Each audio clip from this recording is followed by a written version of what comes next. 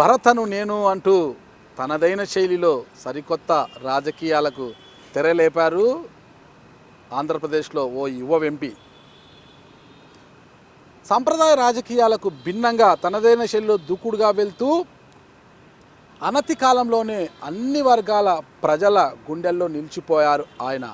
అటు ఢిల్లీ నుంచి ఇటు రాజమండ్రి గల్లీ వరకు తన మార్కును నిలబెట్టుకుంటూ అలా దూసుకుపోతున్నారు. ప్రస్తుతం ఆ యువ ఎంపీ మనతో ఉన్నారు. ప్రస్తుత తాజా పరిణామాలపై ఆ యువ ఎంపీతో ఐ డ్రీమ్ మీడియా మాటామంతి. ఆ యువ ఎంపీ ఎవరో మీరే చూడండి వీడియోలో. నమస్తే ఎంపీ గారు. నమస్తే. ఆ యువ ఎంపీ చూశారు కదా, ఆయనే రాజమండ్రి యువ ఎంపీ మార్గాని భరత్ రామ్. బాగున్నారు ఎంపీ గారు? బాగున్నారు. మీరు ఎంపీ కాకముందు మిమ్మల్ని ఇంటర్వ్యూ చేశాను. అవును. అప్పటికి ఇప్పటికి మీలో చాలా తేడా వచ్చింది మొత్తం కూడా. తేడా అంటే మీ తీరు, అంటే మీ మాట తీరు కావచ్చు, మీ వ్యవహార శైలి కావచ్చు, అన్ని రాజకీయంగా మీరు వేస్తున్న అడుగులు కావచ్చు, అన్నిట్లో కూడా తేడా వచ్చింది. అసలు ఒకసారి ఆ తేడా అంటే మీరే చెప్తారు అసలు నీట్గా? నాకన్నా మీరు చెప్తేనే బాగుంటుంది. అంటే చాలామంది స్టార్టింగ్లో నేను ఎంపీ కాకముందు ఎంపీ క్యాండిడేట్ కింద ఉన్నప్పుడు అందరూ జనరల్గా నాకు కొంచెం హైట్, ఆ బాడీ లాంగ్వేజ్ బట్టి నాకు కొంత పొగరు ఉంటుందని జనరల్గా అనుకుంటూ ఉంటారు. కొద్దిగా ఈగోయిస్ట్ అనేది విన్నాంలేండి, కొద్దిగా ఈగోయిస్ట్ అది అది అదే అనేది కొంతమంది అనుకుంటూ ఉన్నారన్నమాట. అనుకుంటారు. ఇప్పుడు ఈ మధ్యకాలంలో ప్రజలతో మమేకమయ్యి ప్రజలతో దగ్గరుండి అన్ని రకాల సమస్యలకి పరిష్కారం చేయడానికి మ్యాక్సిమం ట్రై చేస్తున్నాను. భగవంతుడు అవకాశం ఇచ్చారు. ఇచ్చినప్పుడు ఆ అవకాశాన్ని సద్వినియోగం చేసుకుంటూ ప్రజల్లో ఒకటి కిందన మా జగనన్న ఏ రకంగా అయితే ప్రజల యొక్క మన్ననలు పొందారో ఆయన ఫాలో అవుతూ ఆయన ఏ రకంగా అయితే వ్యవహార శైలి చేశారో అదే రీతిలో ముందుకు వెళ్తూ నా స్థాయిలో నేను కూడా ముందుకు వెళ్తున్నాను. సో నేను కూడా సాటిస్ఫాక్షన్ అయితే పూర్తిగా ఉంది. కాకపోతే ఈ పాండమిక్ రావడం వలన చాలా అభివృద్ధి పనులు ఢిల్లీ లెవెల్లో తేవాలనుకున్నాయి, కొంత హాల్ట్ అవ్వడం జరిగింది. అయినప్పటికీ కూడా ఇవన్నీ కూడా ఎదుర్కొంటూ ఈ రాబోయే 3 సంవత్సరాల్లో నేను ఏదైతే ప్రామిస్లు చేశానో అవన్నీ కూడా 100% చేసే ప్రయత్నం 100% చేస్తాను. మీరు అన్నారు జగన్మోహన్ రెడ్డి గారు అంటే మీ అధినేత రాష్ట్ర ముఖ్యమంత్రి జగన్మోహన్ రెడ్డి గారు లాగానే మీరు కూడా అనతి కాలంలోనే పీపుల్స్ లీడర్గా పేరు తెచ్చుకున్నారు. అది చూస్తూనే ఉన్నాము. అందులో భాగంగానే అనుకుంటాం మీ నాయకుడికి మీపై అమితమైన నమ్మకంతోనేమో పార్లమెంటు చీఫ్ విప్గా కూడా మీకు ఇచ్చారు. ఆ కోల బాగానే రాణిస్తున్నారు. ఇక చీఫ్ విప్గా ఉన్న మీరు ఇటీవల అంటే గతంలో ట్రిపుల్ అంటే రఘురామకృష్ణరాజు, మీ పార్టీ నరసాపురం ఎంపీ రఘురామకృష్ణరాజు గారు మీ పార్టీ పైన అంటే సొంత పార్టీ పైనే ఆయన చేస్తున్న వ్యాఖ్యలకు సంబంధించి కావచ్చు, ఆయన చేస్తున్న వ్యవహార తీరు పైన ఫిర్యాదు చేసి ఉన్నారు. పడితే దాని మీద ఇంతవరకు చర్య లేదు. మళ్ళా నిన్నటి రోజు లోక్సభ స్పీకర్ ఓం బిర్లా గారిని మీరు రాజంపేట ఎంపీ మిథున్ రెడ్డి గారు, ఇక రాజ్యసభ సభ్యులు విజయసాయిరెడ్డి గారు ముగ్గురు కలిసి ఉన్నారు. నిన్న కూడా ఫిర్యాదు చేశారు. అసలు ఫిర్యాదు చేసిన తర్వాత ఓం బిర్లా గారు ఏమన్నారు అసలు? అంటే ఇది యాక్చువల్గా రఘురామకృష్ణరాజు ఎపిసోడ్ అంతా అందరికీ తెలిసిందే. ఆయన పార్టీ ఏ రకంగా యాంటీగా వర్క్ చేస్తున్నారు అనేది అందరికీ తెలిసిందే. కాకపోతే ఆయన వర్షన్ ఏంటంటే మాకు freedom of speech article 19/1/A ప్రకారంగా freedom of speech and expression నాకు ఉంది. సో అందరు భారతీయులకు ఉన్నట్టుంది. సో నేను గవర్నమెంట్ ఏదైతే తప్పులు చేస్తున్నారో దాని గురించి నేను ప్రశ్నిస్తున్నానని అక్కడ స్పీకర్ ఆఫీస్లో ఆయన యొక్క వర్షన్. కాకపోతే మేము చెప్పే కాదు, రాష్ట్ర ప్రజలందరూ కూడా చెప్పే వర్షన్. ఇప్పుడు ఆయనకి టికెట్ ఎక్కడి నుంచి వచ్చిందండి? యువజన శ్రామిక రైతు కాంగ్రెస్ పార్టీ పైన టికెట్ వచ్చింది, బీఫామ్ వచ్చింది. బీఫామ్ వచ్చి ఫ్యాన్ గుర్తుపైన ఆయన గెలిచాడు. గెలిచిన తర్వాత ఆయనకి ఏదైతే పార్టీ పట్ల అంకిత భావము, లీడర్ పట్ల లాయాలిటీ ఇవన్నీ కూడా లేవు. పొద్దున్న లేచి పార్టీని దూషించడము, పార్టీ అధినాయకుడిని దూషించడము నిజంగా అది సంస్కారవంతులు చేసే అంశం కాదు. ఒకవేళ నిజంగా ఆయన పార్టీ సిద్ధాంతాలు నచ్చలేదనుకోండి, ఆయన పార్టీ నుంచి రాజీనామా చేసి ఆయనకి నచ్చిన పార్టీలో పోటీ చేయొచ్చు. అవసరమైతే ఆయన పార్టీ పెట్టుకోమనండి. ఆయనకి నిజంగా సస్పెండ్ చేయమని అడుగుతున్నారు. నాకు అంత కెపాసిటీ ఉందని చెప్తున్నాడు కదా, పార్టీ అడుగుతున్నారు కదా. పార్టీ పెట్టుకోమనండి. ఇప్పుడు ఒకటండి, ఇప్పుడు సస్పెండ్ చేసినంత మాత్రాన ఆయన ఎంపీ పదవి అయితే ఇట్ విల్ స్టిల్ రిమైన్. అది అక్కడ అంశం కాదు. ఇప్పుడు ఆయనకి షోకాజ్ నోటీస్ ఇచ్చారు. షోకాజ్ నోటీస్ ఇచ్చినప్పుడు షోకాజ్ నోటీస్కి సంబంధం లేని రిప్లై ఇచ్చాడు. సంబంధం లేని, ఇప్పుడు బీజేపీ అని అంటాము, నాకు భారతీయ జనతా పార్టీ, ఇప్పుడు బీజేపీ నథింగ్ బట్ యువజన శ్రామిక రైతు Congress party is YSR Congress party వాడుక భాషలో. జనరల్గా ఇచ్చింది నాకు బీఫామ్ యువజన శ్రామిక, ఆ టెక్నికల్ ఆస్పెక్ట్స్లో పట్టుకొని నేను షోకాజ్కి నేను రిప్లై ఇవ్వను అన్నట్టు తను లెటర్ రాసుకుని వచ్చాడు. ఇవాళ 1 year అయిపోయిందండి, ఆయన పైన యాంటీ డిఫెక్షన్ లా వర్తిస్తుందని మేము పిటిషన్ పెట్టి 1 year పోయిన తర్వాత టెక్నికల్గా ఏదో సమ్ ఆస్పెక్ట్స్లో దాన్ని రీసబ్మిట్ చేయమని చెప్పి స్పీకర్ గారు, సిగ్నేచర్స్ అన్నీ పర్ఫెక్ట్గానే ఉన్నాయి, దాని ప్రతి డాక్యుమెంట్ పైన యాజ్ ఎ చీఫ్ విప్గా వెరిఫైడ్ అని చెప్పేసి బై హ్యాండ్ రాయాలనేది ఒక అంశం.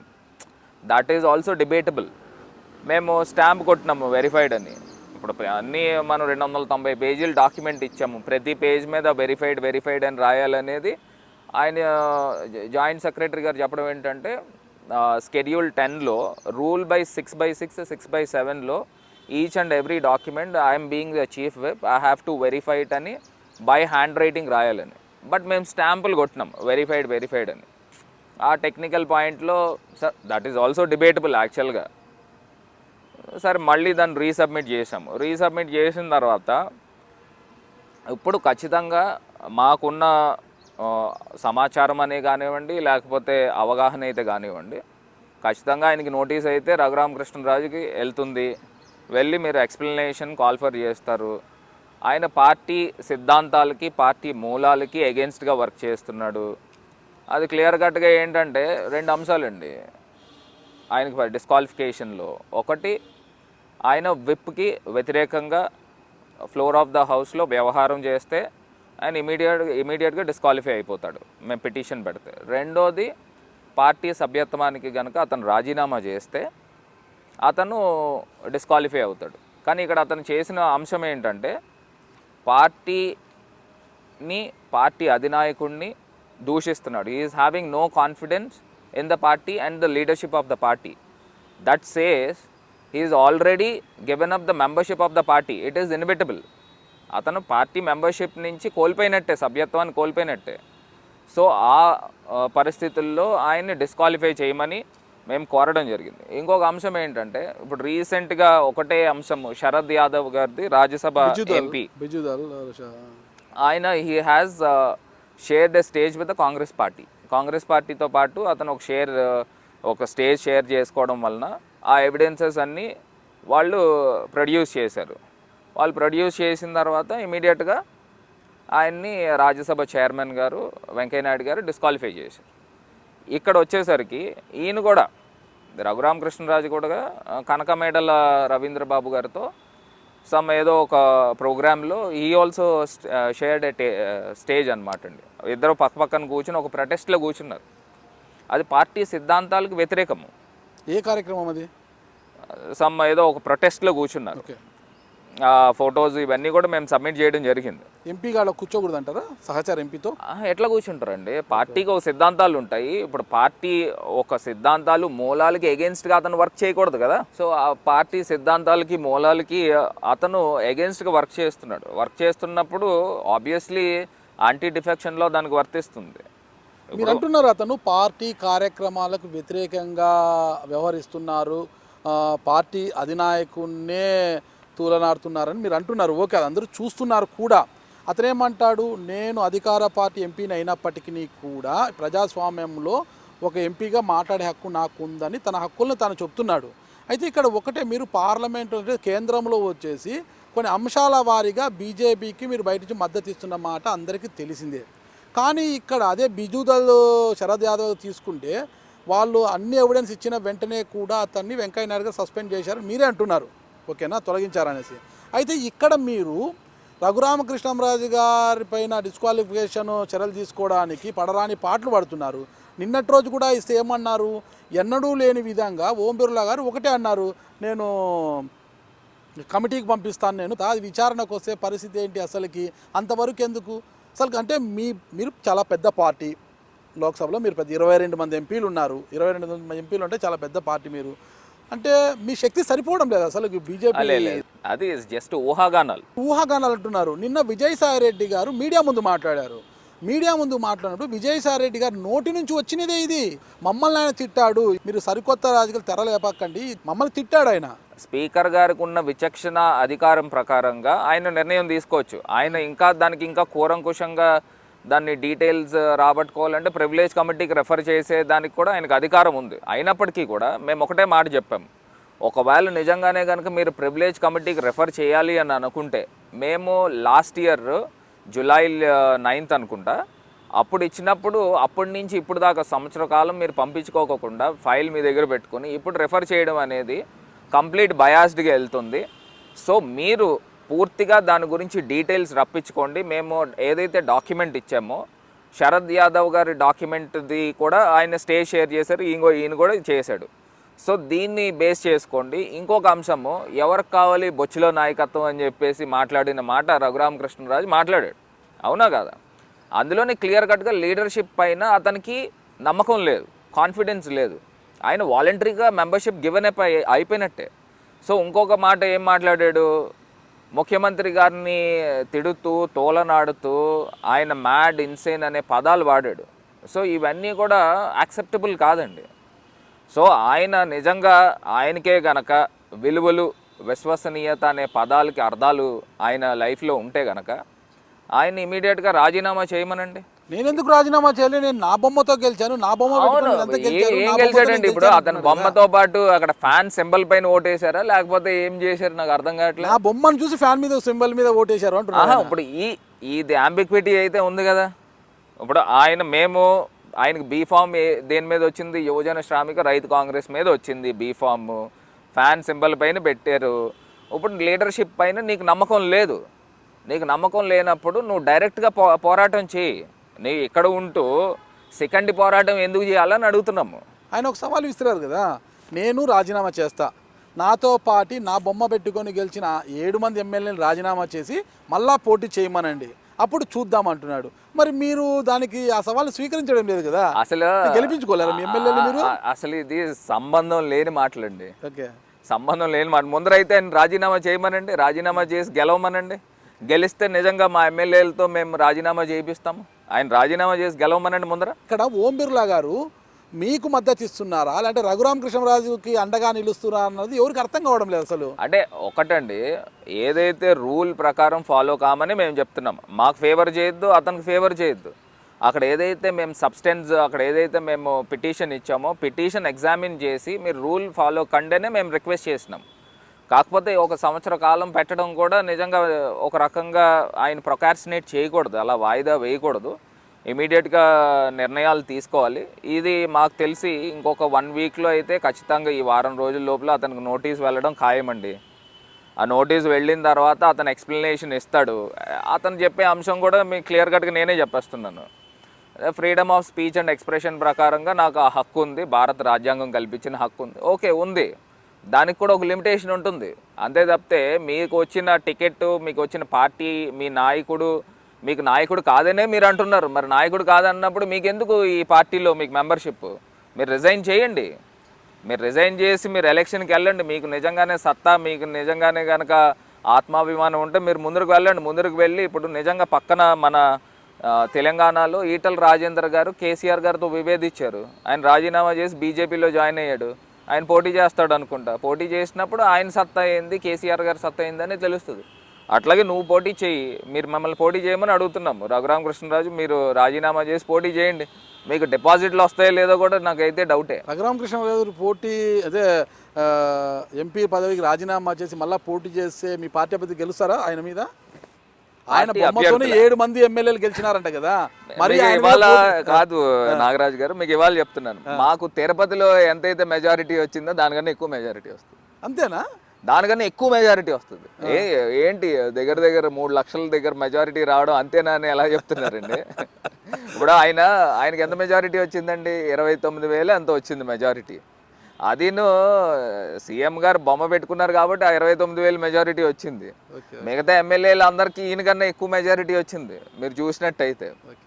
మీకు రఘురామకృష్ణరాజుకి ఏమైనా వ్యక్తిగత విద్వేషాలు కానీ ఏమైనా వ్యక్తిగత వైరాలు ఏమైనా ఉన్నాయంటారా? అంటే వ్యక్తిగతంగా అంటే ఏం లేదండి. వ్యక్తిగతంగా ఏముంటుంది, ఇప్పుడు ఒక్క అంశం ఏంటంటే ఒకసారి పార్లమెంట్లో ఆయనకి కొంచెం గమ్మున చూశారు కదా, గమ్మున ఏంటి ఆయన మాట్లాడే విధానం, పార్లమెంట్ మాట్లాడే తీరు. దూకుడుగా వెళ్ళారు, అది ఇదంతా ఆయన మీదకి ఏదైనా పాత కక్షలు ఏమైనా ఉన్నాయా అనేసి. పాత కక్షలు ఏం లేవు. అంటే ఒకటి అండి, అసలు భరత్ రామ్ గారు అంటే పీపుల్స్ లీడర్గా ఉండి పార్లమెంటు టైగర్గా ఉన్న భరత్ రామ్ గారు ఆ సన్నివేశంలో కొట్టేశారేమో రఘురామకృష్ణరాజు గారిని చూసి అందరూ కూడా ముద్దుగా అబ్బో అసెంబ్లీ రౌడీని చూసాము, పార్లమెంట్ రౌడీని చూస్తున్నాము ఇప్పుడు అంటున్నారు. అసెంబ్లీ రౌడీని అయితే చూసాము అప్పుడు, ఇప్పుడు పార్లమెంట్ రౌడీ అంటున్నారు. అది కూడా ప్రేమతో పిలుచుకుంటారు, పార్లమెంట్లో మా రౌడీ భరత్ రామ్ భయం లేదు, మరీ ఎక్కువ రఘురామకృష్ణరాజు ఆటలు సాగవు అక్కడ అంటున్నారు. ఏంటి అసలు అదే నాకేమో పాత రోజుల్లో ఏమన్నా మీ ఇద్దరికి కుటుంబాల మధ్య ఏమన్నా వైరాలు ఏమైనా ఉన్నాయా? అట్లాగే ఏం లేదండి. ఏం జరిగింది అసలు? ఒక చిన్న అంశం ఏమిటంటే యాక్చువల్గా ఒక బిల్లు పైన నేను మాట్లాడాల్సి వచ్చినప్పుడు నేను లైబ్రరీలోకి వెళ్ళి, అంటే ఫస్ట్ యాక్చువల్గా మాకున్న బలం ప్రకారంగా బీజేపీ ఫస్ట్ మాట్లాడతారు, కాంగ్రెస్, డిఎంకే, టీఎంసీ తర్వాత మాది 5th టర్న్ మాది వస్తుంది. సార్ బీజేపీ మాట్లాడుతున్నారని చెప్పి నేను లైబ్రరీలో సమ్ పేపర్స్ రెఫర్ చేసుకుంటున్నాను. అక్కడ లైబ్రరీ దగ్గర టీవీ ఉంటుంది, ఆ టీవీలో మనం చూస్తూ ఉంటాం ఎవరు మాట్లాడుతున్నారు, లైవ్ వస్తూ ఉంటాం. సరే డిఎంకే టర్న్ వచ్చిన తర్వాత నేను హౌస్లోకి వచ్చాను.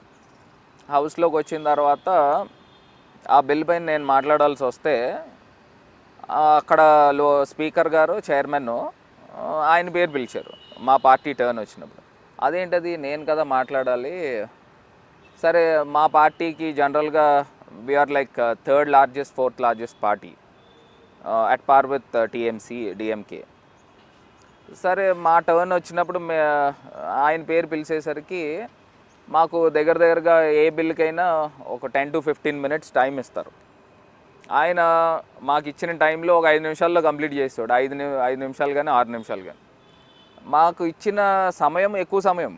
జనరల్గా టీఎంసీ వాళ్ళు వీళ్ళంతా కూడా ఏం చేస్తారంటే వాళ్ళు 15 minutes టైం ఇస్తే 20 minutes దాకా కూడా లాగుతారు. వాళ్ళ యొక్క పార్టీ యొక్క సబ్జెక్ట్ అంతా కూడా పార్లమెంట్లో ప్రజెంట్ చేస్తారు. ఈయనకి మ్యాక్సిమం అవకాశాలు ఈయనకే ఇచ్చేవారు. సరే వయసులో పెద్దోడు సరే అన్నట్టు మా ఫ్లోర్ లీడర్ మిథున్ రెడ్డి గారు కూడా ఆయనకు మ్యాక్సిమం అవకాశాలు ఇచ్చేవారు. ఈయన 15 నిమిషాలు టైం ఇస్తే ఒక 5 నిమిషాలు 6 నిమిషాల్లో కంప్లీట్ చేసేయడం, మనం ఇంకా మొత్తం ఎరగదీస్తామని ఆయన చెప్పుకోవడం. సరే అట్లాగా ఆ టర్న్లో ఆయన మాట్లాడినప్పుడు కంప్లీట్ అయిపోయింది. సెంట్రల్ హాల్ దగ్గరికి వచ్చాము. సెంట్రల్ హాల్ దగ్గరికి వచ్చినప్పుడు నేను అడిగాను, ఇది బిల్ పైన నేను 2 days నుంచి నేను ప్రిపేర్ అయ్యాను కదా, దిస్ ఈజ్ మై టర్న్ కదా, హౌ కమ్ యూ స్పీక్ అని నేను అతన్ని అడిగితే, అతను టీవీలో చూస్తున్నారు కదా ఏ రకంగా ఏకవచనం మాట్లాడడం, నువ్వు వెళ్ళిపోయో సరే ఎవరు లేరేమో అని ఇంకా అతను అబ్యూజివ్ లాంగ్వేజ్తో మాట్లాడేసరికి నాకు భలే కోపం వచ్చింది. అదేంటది, హౌ కమ్ హీ స్పీక్ లెదస్, ఒక ఫెలో పార్లమెంటేరియన్తో ఎట్లా మాట్లాడగలుగుతాడు అట్లా, కానీ అట్లా కొంత వాగ్వాదం వచ్చింది. చాలా కూల్గా ఉంటారు మీరు, అసలుకి కోపం అన్నది ఎప్పుడు నేను చూడలే మీతో నాకున్న పరిచయం ఎప్పుడు. కానీ అలాంటి భరత్ రామ్ గారికి కూడా ఆవేశం వస్తుందా అనేది, అంటే నాకు కూడా కొంచెం షార్ట్ టెంపర్ ఉండింది కానీ but I will maintain my dignity. ఆ రోజు గీతమ్మ వంగా గీత గారు మిమ్మల్ని పక్కకు లాగి నెట్టేయడం అదన్నీ కూడా చాలా భవిష్యత్తు ఉంది, భరత్ వద్దు ఆవేశపడద్దు అనేది నిజమే కదా అది. వంగా గీత గారు అప్పుడు గట్టిగా పట్టుకుని లేదమ్మా మీరు యంగ్స్టర్స్ అట్లా గొడవ పడకూడదు పార్లమెంట్లో. అంటే నాకు కూడా అసలు జనరల్గా నేను దూకుడు స్వభావం లేదు. జనరల్గా ఇప్పుడు మీరు టీవీలో చూస్తున్నారు కదా ఏ రకంగా మాట్లాడి అతను ఆ తోళ్ళను ఆడనము, ఆ మాటలు మాట్లాడే విధానం. సో ఆ స్పర్లో కొంత I lost my temper, but I'm okay. కానీ ఇక్కడ and finally I have to thank Vanga Geetha గారు. థ్యాంక్స్ చెప్తున్నారా? అయితే మిమ్మల్ని ఆ రోజు మీ కోపాన్ని ఆమె తగ్గించి మీకు మంచి భవిష్యత్తు ఉండేలా చేశారంటారా? ఆ భవిష్యత్ అంటే ఇప్పుడు నోబడీ కెన్ యాక్సెప్ట్ అండి the way he abuses. Straight away ఉంటున్నాము ఎదురుగుండా ఉండి అతను ఇట్లాగా ఇంకా అసలు ఆ మాటలు నేను చెప్పడం కూడా నాకు ఇష్టం లేదు. సో జస్ట్ బీట్ అంతే. ఎందుకైనా అలా వ్యవహరిస్తున్నారు అసలుకు వైఎస్ఆర్ కాంగ్రెస్ పార్టీ బీఫామ్తో వైఎస్ఆర్ కాంగ్రెస్ ఫ్యాన్ గుర్తుతో గెలిచిన రఘురామకృష్ణంరాజు గారు ఎందుకు సొంత పార్టీ పైన అంత విద్వేషాన్ని కక్కుతున్నారు? ఏంటి అసలు కారణం ఏంటి? ఎక్కడ చెడింది? మూలం ఎక్కడ వచ్చింది అసలు? ఏమన్నా మీకు ఏమైనా ఐడియా ఉందా? అంటే ఇప్పుడు ఒకటండి, ఇప్పుడు ఆయన ఎంపీ అయ్యాడు అని అంటే ఒక ప్రీఫిక్స్డ్ ఎజెండాతో అయ్యాడేమో అని నేను భావిస్తున్నాను. ఒక ఎంపీ అయిన తర్వాత ఈ 5 సంవత్సరాల్లో నేను ఇది గెయిన్ చేయాలా. ఇప్పుడు మా పార్టీ ఎంతసేపు ఏంటంటే మీరు గతంలో చూశారు, ఇప్పుడు కూడా చూశారు. గత ప్రభుత్వంలో యథేచ్ఛగా అవినీతి కానీ ఇంకోటి కానీ జరిగేది. ఇప్పుడు ఉన్న దాంట్లో ఒకవేళ ఎక్కడైనా జరిగినా కూడా ఇమీడియట్గా కంట్రోల్ చేస్తూ ఎక్కడ కూడా జరగకుండా ఉండే విధంగా మా ముఖ్యమంత్రి గారు తీసుకున్న నిర్ణయాలకు కానీ ఇవన్నిటికి ఎక్కడ కూడా కరప్షన్కి తావు లేకోకుండా చేస్తున్నారు. సో ఆయన ఏమని భావించు అంటే దిస్ ఈజ్ మై నా ఒపీనియన్ చెప్తున్నాను.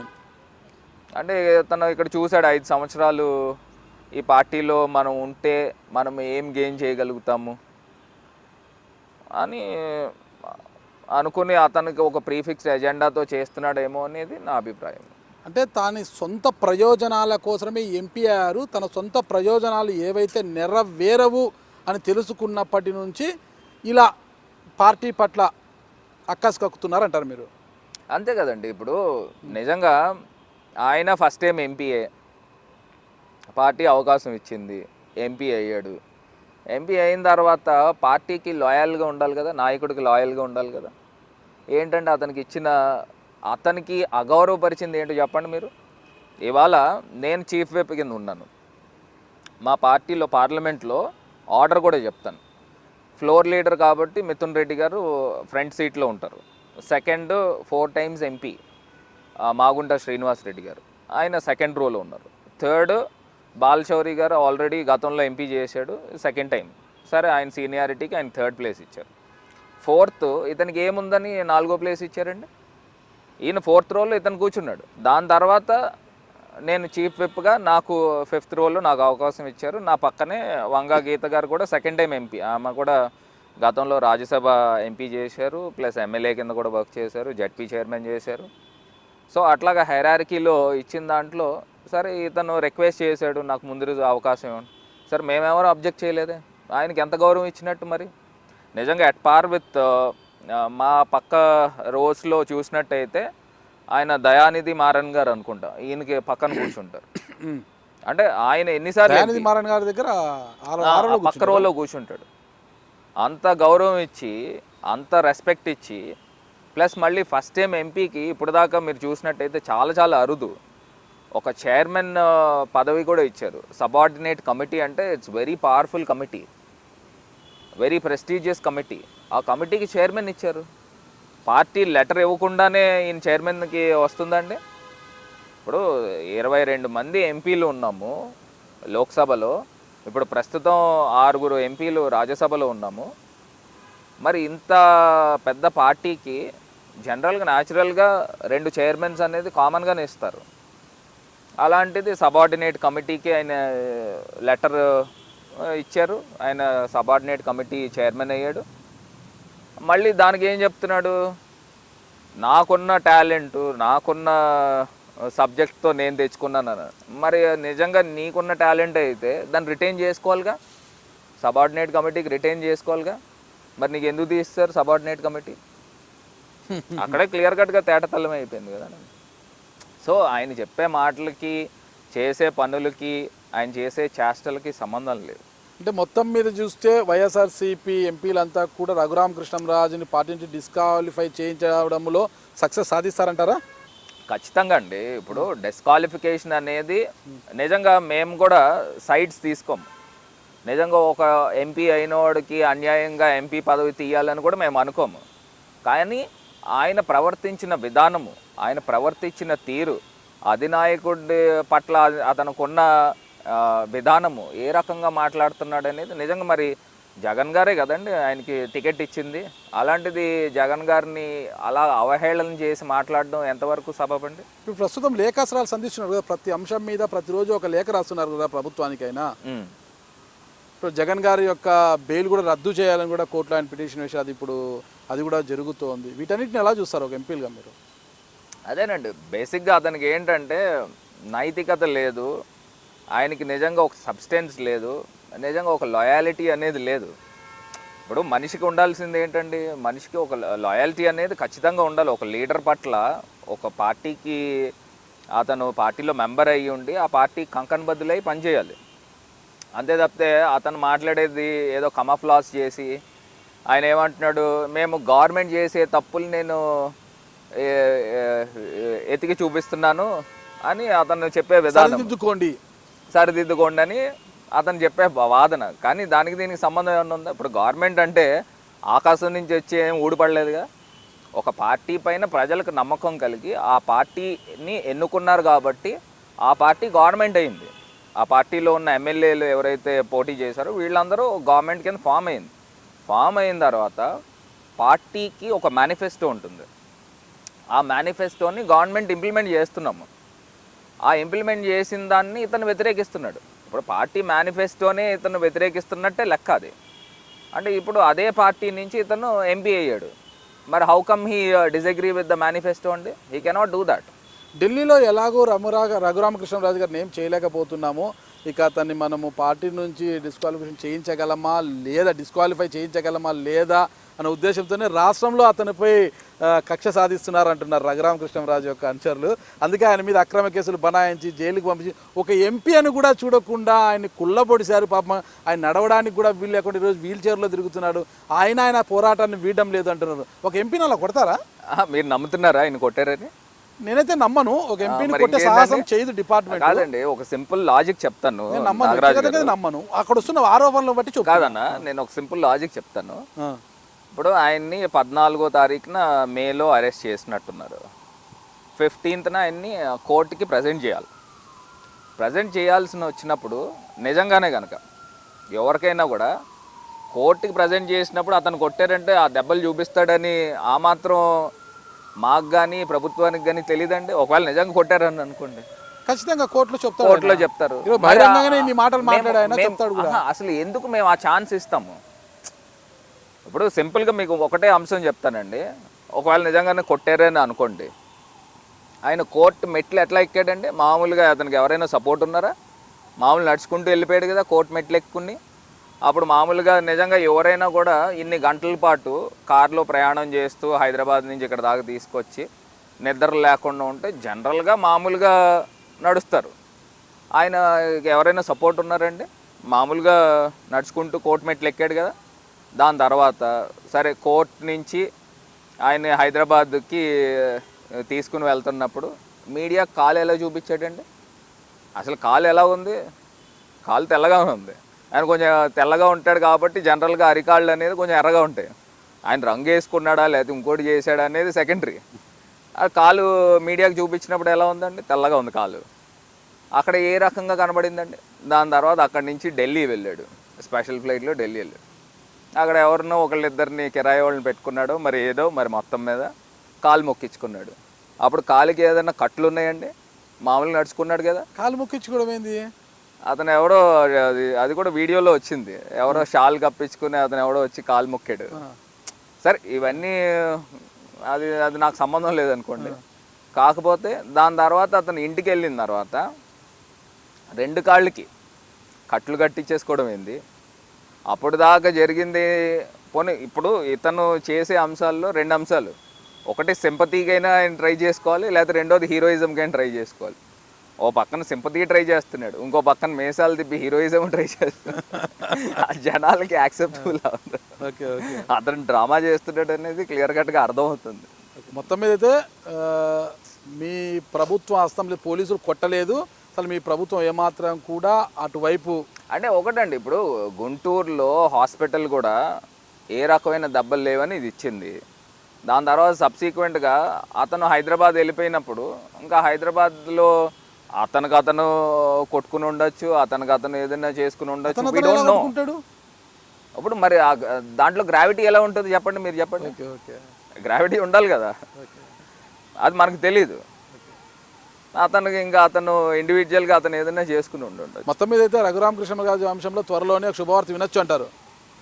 ఖచ్చితంగా అండి. ఇప్పుడు ఆయన వ్యవహరించిన తీరు, ఆయన వ్యవహరించిన విధానము, పార్టీ సిద్ధాంతాలకి, పార్టీ ప్రిన్సిపల్స్కి అతను వ్యతిరేకంగా వర్క్ చేశాడు. He has no right to be a member of the YSR Congress party. ఉన్న ఎంపీలలో RRR గారిని మీరే ఎక్కువ టార్గెట్ చేస్తున్నారు మిగతా వారితో పోల్చుకుంటే. ఏంటది అసలుకి, మీరు ఎందుకు అంత టార్గెట్ చేస్తున్నారు? టార్గెట్ ఏం లేదండి, ఇప్పుడు ఎక్కువ ప్రతి అంశంలో మీరే మాట్లాడుతున్నారు రఘురామకృష్ణరాజు గారు గురించి. అట్లా ఏం లేదు, మీరే ఎక్కువ స్పందిస్తున్నారు. ఇప్పుడు ఎవరైనా పార్టీ మెంబర్స్ ఆయన పార్టీ యాంటీ యాక్టివిటీస్ చేస్తుంటే ఎవరైనా సరే మేము వ్యతిరేకించే మాట్లాడతాము, అందులో డౌటే లేదు.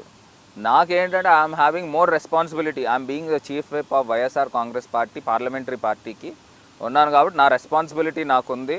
నా యొక్క కర్తవ్యము, నా యొక్క డ్యూటీస్ నేను డిశ్చార్జ్ చేయాలి కాబట్టి ఖచ్చితంగా this is my main duty అన్నమాట. ఖచ్చితంగా చేస్తాను. అందుకే మీరు ఓం బిర్లా గారి దగ్గర, స్పీకర్ ఓం బిర్లా గారి దగ్గరికి వెళ్ళినప్పుడు రఘురామకృష్ణరాజు అక్కడే ఉన్నారు. ఆయన లేచి చూసి కూడా ఏం నన్ను వదిలిపెట్టవా, నువ్వు నా వెంట పడ్డావని ఆయన అన్నారంటే ఆయన ఎంతగా ఫీల్ అవుతున్నారు మీ గురించి పాపము. కాదు, మీకు ఈ మాటలన్నీ ఎక్కడి నుంచి వస్తాయో మాకు కూడా తెలుస్తుంటాయి. ఏం నన్ను వదిలిపెట్టావా, నువ్వు నా వెంట పడ్డావని అంటే ఆయన ఎంత భయపడుతున్నాడు మీకు అసలుకి. అట్లాగే అంటే మీరు కళ్ళలోకి వస్తున్నట్టున్నారు ఆయనకు. అసలు రఘురామకృష్ణరాజుకి మీరు కళ్ళలోకి వస్తున్నారేమో అనిపిస్తుంది నాకు. అలా ఏమి ఉండదు లేదు. ఇప్పుడు మేము అంతా కూడా నా పర్సనల్గా అంటే మరి సీఎం గారిని, జగన్ గారిని దూషించాడని అంటే నిజంగా మరి మాకందరికీ కూడా రక్తం మరిగిపోతూ ఉంటుంది. కాకపోతే మేము ఆ సంయమనం కోల్పోకుండా మీరు అసలు ఎట్లా మాట్లాడతాడండి అసలు ఆ పార్టీ ఫస్ట్ టైం ఎంపీ అయిన దానికి ఈ should pay gratitude to Jagan గారికి. స్ట్రైట్గా అడుగుతున్నా చెప్పండి, జగన్ గారిని ఒక్క మాట అన్నా కూడా మీరు ఒప్పుకోరు, మీ రక్తము ఉడుకుతుందా అట్లే? మరి అంతే కదండి, మరి రక్తం మరిగిపోదా? అంతే మరిగిపోతుంది కదా. సరే స్ట్రైట్గా చెప్తున్నా, రఘురామకృష్ణరాజు గారు ఏం మాట్లాడినా అంటే రఘురామకృష్ణరాజు గారు ఎవరైనా సరే వైఎస్ జగన్మోహన్ రెడ్డి గారిని ఒక్క మాట మాట్లాడినా మీ రక్తం ఉడుకుతుంది, మరిగిపోతుంది. అది ఎందుకంటే మరగాలి కూడా. ఎందుకంటే ఈ రోజంతా మీరంతా కూడా మీలాంటి యువకులంతా పార్లమెంటులపై కూర్చున్నారంటే, లోక్సభలో కూర్చొని మీ వాణి వినిపిస్తున్నారు, ఈరోజు పీపుల్స్ లీడర్గా పేరు పొందుకున్నారంటే అది ఆయన పెట్టిన భిక్షే అందరికీ కూడా. అది ఎవరు కాదని లేదు. ఈరోజు ఎంతోమంది నాయకులు కూడా మంత్రులు అయ్యారు, మంత్రులై అసెంబ్లీలో రాణిస్తున్నారు, రాష్ట్రంలో రాణిస్తున్నారు, పదవులు ఎలా పెట్టారు, ఎమ్మెల్యేలు అంటే అది జగన్మోహన్ రెడ్డి గారు పార్టీ పెట్టి ఇచ్చిన భిక్ష అది. అలాంటప్పుడు మీరు అంటున్నారు జగన్మోహన్ రెడ్డి గారిని ఒక మాట అంటే నా రక్తం మరుగుతుంది అని. మరి ఇదే తెలంగాణ మంత్రులు జగదీశ్వర్ రెడ్డి గారు కావచ్చు, శ్రీనివాస్ గౌడ్ గారు కావచ్చు, నిరంజన్ రెడ్డి గారు కావచ్చు, వీళ్ళంతా కూడా జగన్మోహన్ రెడ్డి గారిని రాజశేఖర్ రెడ్డి గారి కన్నా పెద్ద దుర్మార్గుడు అంటూ ఈ కృష్ణా జల వివాదం సందర్భంగా తూలనాడారు. మరి ఏ ఒక్కరి రక్తము మరగలేదే? ఎందుకు తెలంగాణ మంత్రులను ఒక్కరు కూడా కామెంట్ చేసే సాహసం చేయలేదు? ఏదో మాట్లాడాలంటే మాట్లాడడం పెట్టారు. అప్పుడు మరగలేదా జగన్మోహన్ రెడ్డి గారిని మాట్లాడినప్పుడు మీకు? ఇప్పుడు పక్క రాష్ట్రాలు ఉన్నాయి, జల వివాదాలు మనం పెట్టి పోషించుకోవడం ఎందుకు? ఒకటి అధినాయకుడు మాకు డైరెక్షన్స్ ఇస్తారు, ఆ డైరెక్షన్స్ ప్రకారంగానే మేము ముందరికి వెళ్తాం. ఇప్పుడు ఒకటి అంశము గతంలో కూడా మనం చూసినట్టయితే రెండు తెలుగు రాష్ట్రాలు కూడా ఎప్పుడు కలిసి ఉంటే రాష్ట్ర ప్రయోజనాలు అనేది మనకు ముఖ్యము. రాష్ట్ర ప్రయోజనాలు తర్వాతే ఏదైనా కూడా. ఇప్పుడు ఒకటి అధినాయకుడు మాకు ఏ రకమైతే డైరెక్షన్స్ ఇస్తారో ఆ డైరెక్షన్స్ ప్రకారంగా మేము ముందుకు వెళ్తాం. ఇప్పుడు అధినాయకుడు ఇప్పుడు సంయమనం పాటించినప్పుడు మనము విచక్షణ కోల్పోయి వాళ్ళు ఏదో కదా మనది రెచ్చగొట్టారని మనం రెచ్చిపోయాం అనుకోండి, రాష్ట్ర ప్రయోజనాలను కూడా దృష్టిలో పెట్టుకోవాల్సిన అవసరము యాజ్ ఎ బాధ్యత కలిగిన ఎంపీస్గా, ఎమ్మెల్యేస్గా మా పైన కూడా ఉంది. ఖచ్చితంగా ఇప్పుడు వాళ్ళు మాట్లాడితే మేము తిరిగి వాళ్ళకన్నా బాగా గట్టిగా మాట్లాడగలుగుతాం, అలా మాట్లాడి మేము వాళ్ళకన్నా గట్టిగా తిట్టగలుగుతాం. అట్లా అని కాదు కదా. ఇప్పుడు దానికి కూడా ఒక సంయమనం పాటించి దాన్ని ఏ రకంగా మనం డిప్లొమాటిక్గా ఎదుర్కోవాలి, రాష్ట్ర ప్రయోజనాలని ఏ రకంగా కాపాడాలి. ఇప్పుడు మనం కూడా చూసినట్టయితే గోదావరి కానీ కృష్ణా కానీ ఈ నదులు చూసినట్టయితే ఫ్రమ్ మహారాష్ట్ర నుంచి తెలంగాణ తర్వాత ఆంధ్ర, సో ఆ పైనుంచి వస్తుంది. మనము విచక్షణ కోల్పోయి గమ్మున వాళ్ళు అన్నారు కదా అని మనం కూడా మాట్లాడి పార్టీకి కూడా ఒక స్టాండ్ ఉంటుంది. ఆ స్టాండ్ ప్రకారంగా అవసరం వచ్చినప్పుడు ఖచ్చితంగా మేము కూడా స్పందిస్తాము, అన్ని రకాలుగా కూడా ముందుకు వెళ్తాం. ఓకే, ఇప్పుడు కృష్ణా జల వివాదం మనం తీసుకుంటాం. కేసీఆర్ గారు ఒకటి చెప్తున్నాడు, నీటి వాటాలను పునఃసమీక్షించాలి అంటున్నారట. పునఃసమీక్షడం ఎందుకు? అది ఎప్పుడూ అయిపోయినాయి, సమీక్షలు అయిపోయినాయి. అప్పుడంతా మళ్ళీ సమీక్షించాల అనేది డిమాండ్ చేయడం వేరు. పునఃసమీక్షించాలంటే ఆడేది కర్ణాటక ఒప్పుకోవాలి, మహారాష్ట్ర ఒప్పుకోవాలి, ఏపీ ఒప్పుకోవాలి, తెలంగాణ 4 రాష్ట్రాలు ఒప్పుకున్నప్పుడే పునఃసమీక్షించవచ్చు. ఇప్పుడు వాళ్ళు ఒప్పుకునే స్థితి, వాళ్ళకి సమస్య లేదు. ఇది లేనప్పుడు పునఃసమీక్షించాలని కేసీఆర్ డిమాండ్ చేస్తుంటే తగ్గేదే లేదు, 50-50 అయితేనే ఒప్పుకుంటాము అది ఇదైనా డిమాండ్ చేస్తున్నా కూడా నువ్వు మాట్లాడేది అసంబద్ధ వాదన, అసలుకి అర్థం లేని వాదన అని కూడా ఒక్కరు కూడా ఖండించడం లేదు కదా. అంటే ఒకటండి, ఇప్పుడు పార్టీ లైన్ ఉంటుంది, పార్టీ లైన్ ఇచ్చిన దాని ప్రకారంగా మేము ఇప్పుడు ప్రస్తుతం కొంచెం పేషెంట్గా మేము వెళ్తున్నాము. ఇప్పుడు తెలంగాణ రాష్ట్ర ప్రభుత్వం ఏ రకంగా వాళ్ళు ముందరకు దూకుడుగా వెళ్తున్నారో మేము పేషెంట్గా ముందరకు వెళ్తున్నాం. ఖచ్చితంగా ఆ సమయం సందర్భం వచ్చినప్పుడు మేము కూడా ధీటుగానే దానికి సమాధానం చెప్తాము. ముఖ్యమంత్రి గారు కూడా గొడవలు ఎందుకు, సామరస్యంగా తేలిపోయేదానికి గొడవలు ఎందుకని కేంద్ర ప్రభుత్వం పైన లేఖ రాశాము. లేఖ రాసి మా తెలుగు రాష్ట్రాలకి ఏ రకమైన జల వివాదం లేకోకుండా మీరు దగ్గరుండి పెద్దన్న పాత్ర పోషించి పరిష్కరించండి అని చెప్పేసి మేము లేఖ రాసాము. ఆ లేఖ ద్వారాగా కూడా కేంద్ర జలశక్తి మినిస్టర్ గజేందర్ సింగ్ షెకావత్ గారిని కూడా నిన్న సాయిరెడ్డి గారు మేము వెళ్ళి కలవడం కూడా జరిగింది. కలిసి ఆయన్ని రాష్ట్రానికి ఇన్వైట్ చేస్తున్నాము. ఆయన కూడా ఖచ్చితంగా పోలవరం ప్రాజెక్టుకి ఆయన వస్తానని చెప్పడం కూడా జరిగింది. అప్పుడు వచ్చినప్పుడు ఖచ్చితంగా ఏదైతే ఈ జల వివాదము సృష్టించబడిందో, యాక్చువల్గా అయితే అంత ఉండకపోవచ్చు, పొలిటికల్ రీజన్స్లో సృష్టించబడిందో దాన్ని ఖచ్చితంగా పాసిఫై చేస్తుంది. మార్గన్ భరత్ రామ్ గారు రాజమండ్రినే కాదు ఢిల్లీలో పెద్దలు కూడా బాగా ఆటకట్టుకుంటున్నారు. అంటే లోక్సభ స్పీకర్ ఓం బిర్లా గారు కూడా మీతో బాగా సన్నిహితంగా ఉంటారు. మిమ్మల్ని సాక్షాత్ లోక్సభలోనే పొగిడారు కూడా. అసలుకి మీ స్పీచ్ విని ఆయన చాలా పెద్ద ఎత్తున మీకు ప్రశంసలు కూడా కురిపించారు. మీతో చాలా సన్నిహితులు. మీరు ఆయన దగ్గరకు వెళ్ళడానికి అనుమతి కూడా అవసరం, నేరుగా వెళుతారు, మిమ్మల్ని ఎవరు ఆపరట. ఇంకా జలశక్తి మినిస్టర్ కూడా గజేందర్ సింగ్ షెకావత్ గారు కూడా మీతో చాలా సన్నిహితంగా ఉంటారు.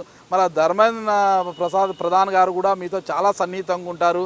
మామూలుగా ఒక ఎంపీతో కేంద్ర మంత్రులు ఈ రాష్ట్రానికి చెందిన వారు కాదు, వారు వేరే రాష్ట్రాలకు చెందిన వారు, వేరే రాష్ట్రాలకు ప్రాతినిధ్యం వహిస్తున్న వారు, అంత సఖ్యత ఉంది కదా. మరి ఒక్క రఘురామకృష్ణరాజులో మీరు ఇంత మందితో అంత లక్ష్యం పెట్టుకొని, అంటే మీ పార్టీలో ఎవరికీ లేనంత స్నేహం వాళ్ళతో మీకు ఉంది, మరి ఎందుకు సక్సెస్ సాధించలేకపోతున్నారు? వారందరిని ఎందుకు కూడగట్టలేకపోతున్నారు? ఇప్పుడు ఒకటండి, ఇప్పుడు మన రాష్ట్రానికి రావాల్సిన నిధుల గురించి కానీ ఆ డిపార్ట్మెంట్స్కి సంబంధించి కానీ వాళ్ళతోనే మాట్లాడతాం. అంతే తప్పితే ఈ పర్సనల్గా ఏదో ఇప్పుడు స్పీకర్ కోర్టులో ఉన్నది కేంద్ర ప్రభుత్వం దృష్టికి తీసుకెళ్లాల్సిన పని కూడా లేదు. That is speaker is an individual entity. ఆయనకి ఉన్న విచక్షణ అధికారం ఆయన ఇచ్చేస్తారు. ఆయన పైన వీళ్ళు ఒత్తిడి తీసుకొచ్చి ఇన్ఫ్లుయెన్స్ అనేది is out of the question. వాళ్ళంతా మిమ్మల్ని అట్రాక్ట్ కావడానికి కారణం ఏంటి? ఏదన్నా ఉంటే అంటే ఒకటండి, అట్రాక్ట్ అని ఏం లేదు. అంటే మీ బాడీ లాంగ్వేజ్ అంటే కమ్యూనికేషన్ స్కిల్సా? అంటే ఏం లేదు, జనరల్గా ఎవరికైనా కూడా యంగ్స్టర్స్ ఎంపీస్ అయితే వాళ్ళు కొంచెం మాట్లాడే విధానం బాగుండి, లాంగ్వేజ్ పట్ల కమాండ్ ఉండి పార్లమెంట్లో బాగా ప్రజెంట్ చేస్తే జనరల్గా వాళ్ళు ఏజ్ కూడా అరౌండ్ 60, ఆ ఏరియాలో 59-60 ఉంటుంది. జనరల్గా వాళ్ళు సన్స్ కిందో లేకపోతే వాళ్ళ బ్రదర్స్ కిందో భావించి ఆ రకమైన ర్యాపో ఉంటుందేమో అని నేను భావిస్తాను. అట్లాగా ఎంకరేజ్ చేస్తారు యంగ్స్టర్స్ పాలిటిక్స్లో వస్తే. సో ఇతన్ని ఎంకరేజ్ చేస్తే ఇంకా బాగా షైన్ అవుతాడు, వాళ్ళకున్న కాన్స్టిట్యున్సీకి మరింత అభివృద్ధి చేసేదానికి అవకాశం ఉంటుందని జనరల్గా ఎవరైనా ఎంకరేజ్ చేస్తారు కదా, ఆ రకంగానే ఎంకరేజ్ చేస్తారు. ఓకే ఎంపీ గారు, ఇక రఘురామ్ త్రిపులార్ గారి ఇష్యూ ప్లస్ తెలంగాణ ఏపీ మధ్య ఉన్న జల జగడాన్ని మనం పక్కన పెట్టేసి ఒక్కసారి రాజమండ్రి గల్లీ వైపుకి వస్తాం. మీరు రాజమండ్రిలో గల్లీలు మీరు ఢిల్లీకి రాజులు మీరు, కానీ ఇక్కడ గల్లీలో తిరుగుతూ కూడా ప్రజల సమస్యలు వింటున్నారు. అసలుకి యువత హరిత అనే ప్రోగ్రాం బాగా అట్రాక్ట్ చేశారు కదా. అసలుకి ఈ ప్లానింగ్ అంతా ఎక్కడి నుంచి వస్తుంది? మీకేనా ప్రశాంత్ కిషోర్ లాంటి వాళ్ళు ఎవరైనా ఉన్నారా మీకేమైనా రాజమండ్రిలో? అట్లా ఏం లేదు, జస్ట్ ఓవర్ ఐడియాస్ ఫ్రెండ్స్తో డిస్కస్ చేయడము. అంటే నాకు బేసిక్గా చిన్నప్పటి నుంచి ఏంటంటే whatever we do be a trend setter అనే ఒక భావజాలంతో ఉంటాను. సో ఇన్నోవేటివ్గా ఏదో ఒకటి ఆలోచన చేయాలనేది ఒక ఆలోచన. ట్రెండ్ సెట్ చేస్తుంటారు మీరు అప్పుడప్పుడు? ప్రయత్నం చేస్తాను. Okay okay. So God will decide, God will promote. యువత హరిత చాలా బాగుంది అసలు స్లోగన్. అది కూడా వేలల్లో మీరు తీసుకొచ్చారు. దాదాపు 2000 మంది స్టూడెంట్స్కు అడాప్ట్ చేశారు మొక్కలు నాటే కార్యక్రమం వాళ్ళని అడాప్ట్ చేశారు. ఆ మొక్కను పెంచే బాధ్యత వాళ్ళదే అనేసి అసలు ఆ కాన్సెప్ట్ అనేది చాలా అద్భుతం. ఎవరు అడాప్ట్ చేయరు, అక్కడ మొక్క నాటామా పోయామా అని ఉంటుంది అనమాట. కానీ వాళ్ళని అడాప్ట్ చేసి ఆ మొక్క పెరిగి వృక్షమైనంత వరకు మీరే కాపాడాలి అనేసి వాళ్ళ నేమ్ రాసి అంత పెట్టడం అనేది చాలా వినూత్నంగా చేశారు. అదేంటి మరి డిప్యూటీ సీఎం ధర్మాన కృష్ణదాస్ గారిని పిలిచారు అక్కడికి? అంటే ఎట్లా ప్లాన్ చేసామంటే రాజమండ్రిలో ఇప్పుడు మీరు చూసినట్టయితే గత రాజమండ్రికి ఇప్పుడు రాజమండ్రికి చాలా చేంజ్ ఉంది. మీరు మెయిన్ నా కాన్సన్ట్రేషన్ ఎంతసేపు రోడ్స్ని డెవలప్ చేయాలా. మనం ఏదైనా ఒక మెయిన్ రోడ్ మీదకి వెళ్తే విశాలంగా కనిపించాలా. మాస్టర్ ప్లాన్ రోడ్స్ ఇంప్లిమెంట్ చేస్తూ రోడ్ వైండింగ్స్ చేస్తూ సెంటర్ డివైడర్స్ వేసుకుంటూ వెళ్ళి ఆ సెంటర్ డివైడర్స్లో మనము మెయిన్ ఒక పెద్ద పెద్ద అవెన్యూ ప్లాంటేషన్ పెట్టాలి.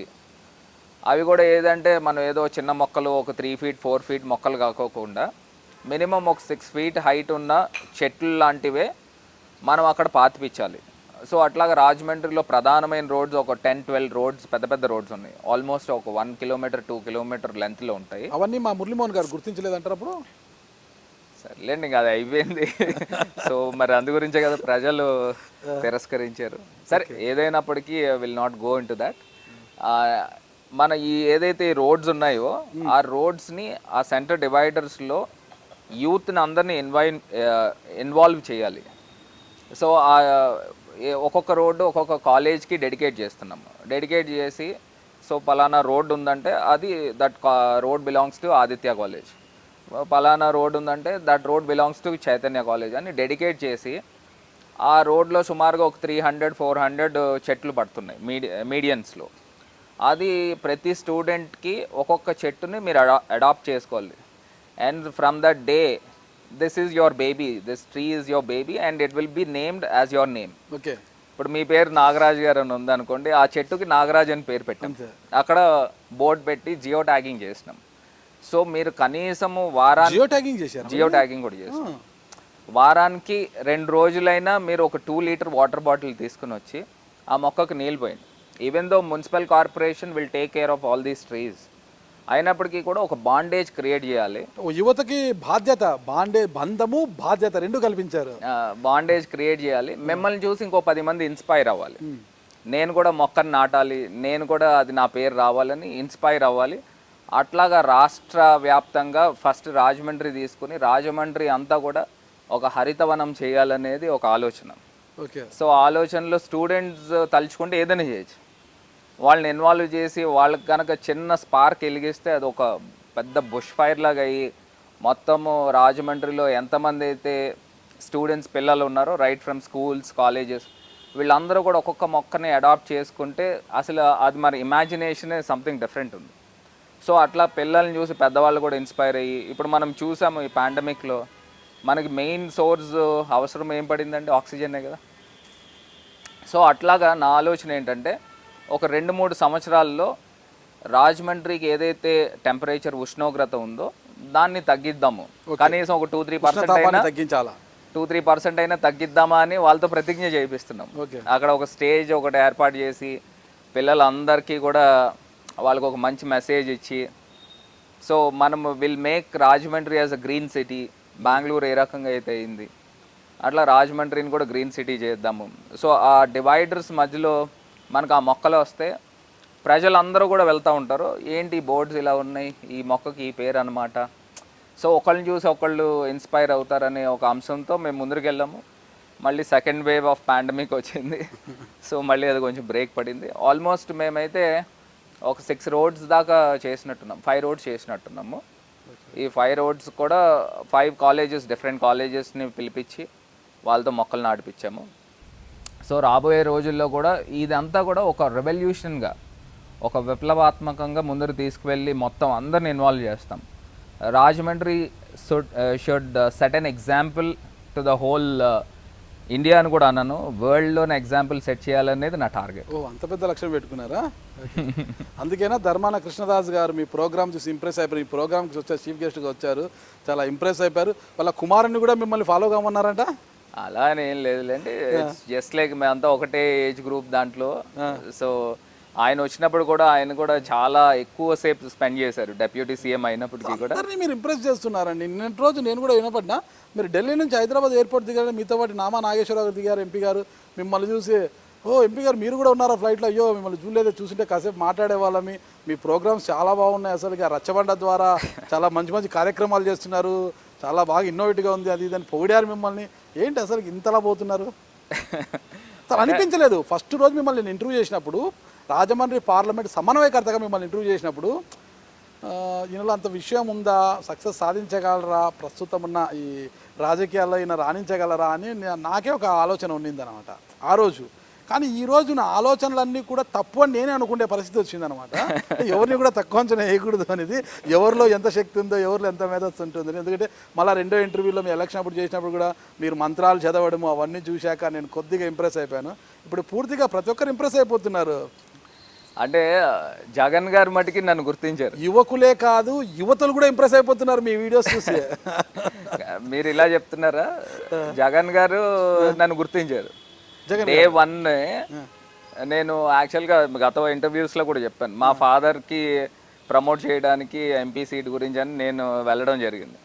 ఆ రోజు ఏంటంటే నా అదృష్టం అని అనుకోవాలి. ఆ రోజు దేవీ నవరాత్రుల టైంలో మార్నింగ్ 5:30 4:45 టైంలో ఎయిర్పోర్ట్, హైదరాబాద్ ఎయిర్పోర్ట్ లాంజ్లో కలవడం జరిగింది. ఆ రోజు లక్కీగా ఏంటంటే ఫ్లైట్ డీలే అయింది. సేమ్ ఫ్లైట్, ఇద్దరం కూడా సేమ్ ఫ్లైట్కి వెళ్తున్నాము. ఫ్లైట్ డీలే అయింది. అయితే ఆల్మోస్ట్ ఒక 1/2 అవర్ 40 minutes సార్తో, జగనన్నతో 1-to-1 మాట్లాడడం జరిగింది. మాట్లాడినప్పుడు హీ హాజ్ ఐడెంటిఫైడ్ ఈ కుర్రోడ్లో విషయం ఉందనేది ఐడెంటిఫై చేశారని అనుకుంటున్నాను. అనుకుని he has given me the opportunity. Second మీటింగ్లో నాన్న నేను వెళ్ళి కలిసినప్పుడు, ఫాదర్ నేను వెళ్ళి కలిసినప్పుడు ఆ రోజే నాన్నగారికి చెప్పడం కూడా జరిగింది. ఈరోజు నాకు తెలిసి ఏపీలో మొత్తం యువకులు పక్కన పెడితే యువతులు కూడా ఎక్కువ ఫాలో అవుతున్నారు. ఎవరినంటే ధర్మవరం ఎమ్మెల్యే కేతిరెడ్డి వెంకటరామరెడ్డి గారు, రాజమండ్రి ఎంపీ మార్గన్ భరత్ రామ్ గారు, ఇక యువ నాయకులు కర్నూలు చెందిన బైరెడ్డి సిద్ధార్థ గారు. మీకు యువతుల నుంచి కూడా బాగా ఫాలోయింగ్ పెరిగిపోయింది. అసలు మీ వీడియోలు చూడడం కాదు, మీకు లైవ్స్ కానీ ఎక్కువ వస్తున్నాయి అసలుకి. అట్లా ఏం లేదులేండి, జెంట్స్ ఎలా పెడతారో విమెన్ కూడా అందరూ ఫాలో అవుతున్నారు కదా ఇవాళ రోజుల్లో. కానీ మీ రచ్చబండలో కూడా యువతులు ఎక్కువ కనిపిస్తున్నారు వచ్చి అసలుకి. అంటే జనరల్గా మ్యారిటల్ ఇష్యూస్ ఎక్కువ, మరి పాపం విమెన్ బాధితులు చాలా మంది ఉంటారు కదా. Okay okay. సో వెంకటరామరెడ్డి గారు గుర్రంలో వస్తుందని అల్లరిస్తుంటే మీరు బాగా గడ్డం పెట్టి చాలా స్మార్ట్గా అద్దాలు పెట్టి బ్లాక్ కూలింగ్ గ్లాస్ పెట్టి మీరు అలా వస్తుంటే అమ్మాయిలంతా కూడా అమ్మాయిల గుండెలో గంట కొట్టిస్తున్నట్టుగా అయిపోతుంది అనమాట. ఇటువైపు చూస్తే కర్నూలులో బైరెడ్డి సిద్ధార్థ అలాగే చేస్తున్నాడు. గంట కొట్టిస్తున్నారా వీళ్ళంతా కలిసి అనేసి. అట్లా ఏం లేదు. నాకు తెలిసి యువత హరిత అనే ప్రోగ్రామ్ చాలా సక్సెస్ అయింది. మరి ఇప్పుడు ఆ మొక్కలు ఏ స్థాయిలో ఉన్నాయి? మొక్కలన్నీ కూడా, ఒక్క మొక్క కూడా చనిపోయే పరిస్థితులు లేవు. ఒకవేళ నిజంగా చనిపోయినా కూడా will call up the student, okay, and this is your baby, what happen to your baby అని నేను అడుగుతాను ఖచ్చితంగా. ఎందుకంటే మీ ప్రధాన ప్రతిపక్ష పార్టీకి చెందిన తెలుగుదేశం పార్టీ ఎమ్మెల్యే గోరంట్ల బుచ్చయ్య గారు సైతం మిమ్మల్ని మా కుర్రాడే బాగా చేస్తున్నాడు అని పొగిడే పరిస్థితి వచ్చిందనమాట. ఇది కొంతమంది జీర్ణించుకోలేకపోతున్నారు. అంటే మీకు ఇవన్నీ కూడా ప్రశంసలు వస్తున్నా మీ పార్టీలోనే కొంతమంది జీర్ణించుకోలేకపోతున్నారు. కారణం ఏమంటారు అసలు? అంటే ఒకటండి, ఇప్పుడు జనరల్గా 2-3 అంశాలు మెయిన్ ప్రధానంగా చూసినట్టయితే, ఇప్పుడు మనకి ఎంతమంది అయితే అట్రాక్ట్ అవుతారో కొంతమంది అట్లా కూడా డిస్ట్రాక్ట్ కూడా అవుతారు. సో అందులో భాగంగా కాంపిటీషన్ ఫీల్ అవ్వచ్చు కొంతమందికి నచ్చకపోవచ్చు. అంటే మనం 100% మన వైపు ఉండాలని ఏముంటుంది, ఒక్కొక్కరి మెంటాలిటీ ఒక్కొక్కలా ఉంటుంది. కాకపోతే నేను నా లైఫ్లో నేను ఫాలో అయ్యేది, నా సిద్ధాంతం ఏంటంటే బీ హానెస్ట్ అనే నేను భావిస్తాను. So what ever work you do, అంటే నా మనసు వరకు నేను హానెస్ట్ ఉంటాను ఖచ్చితంగా. అది కష్టం కదా అంటున్నా. అదే మన వ్యక్తిత్వం బట్టి ఉంటుంది. ఇప్పుడు నేను ఏ పని చేసినా హానెస్ట్గా పని చేయి, నువ్వు ఏ పని చేసినా ట్రాన్స్పరెంట్గా పని చేయి. సో నా మనస్సాక్షికి నేను చెప్పుకోవాలి కదా. నేనేదో నటిస్తూ నేనేదో మనసులో ఒకటి పెట్టుకుని బయట ఒకటి పెట్టుకుంటే ఇంకేముంటుందండి, క్యారెక్టర్ ఏముంటుంది? God has given you the opportunity. భగవంతుడు అవకాశం కల్పించారు, ఎంపీగా అవకాశం కల్పించారు. చిరస్థాయిగా ప్రజల మనసులో నిలిచిపోవాలనే ఒక అంశంతోనే నేను వర్క్ చేస్తాను. ఏం చేసినా ఆ విధంగానే ముందుకు పోతున్నారు. అలానే వెళ్తాను. రచ్చబండ ప్రోగ్రాము చేయాలని ఎందుకు ఆలోచించింది? ఇప్పుడు అనంతపురం జిల్లా ధర్మవరం ఎమ్మెల్యే కేతిరెడ్డి వెంకటరామరెడ్డి గారు అయితే ఎమ్మెల్యే కాబట్టి ఎమ్మెల్యే అంటే ప్రజల్లో ఉండాలి. ఎంపీ బాధ్యతలు వేరే ఉంటాయన్నమాట. 7 అసెంబ్లీలు ఉంటాయి, తిరగడము, సెంట్రల్ నుంచి ఫండ్స్ తీసుకోవడము, ఫండ్స్ మొబిలైజ్ చేసి పార్లమెంట్ అంతా అభివృద్ధి చేయడము, అవంతవరకే ఉంటారు ఎంపీలు ఎవరైనా కూడా. కానీ మీరు ఎమ్మెల్యేలు చేయాల్సిన పని, మీకు రాజమండ్రి అర్బన్లో ఎమ్మెల్యే లేరు, రూరల్ ఎమ్మెల్యే లేరు. ఇద్దరు ఎమ్మెల్యేలు లేకపోయినప్పటికీ కూడా, ఇద్దరు ఎమ్మెల్యేలు లేకపోయినా వారు ఉన్నట్లుగా మీరు ప్రజలకు ఎమ్మెల్యేలాగా గుర్తు చేస్తూ వాళ్ళ మధ్యలో ఉన్నారు. రచ్చబండ ప్రోగ్రాం ద్వారా ప్రజలకు మరింత చేరువైపోయారు.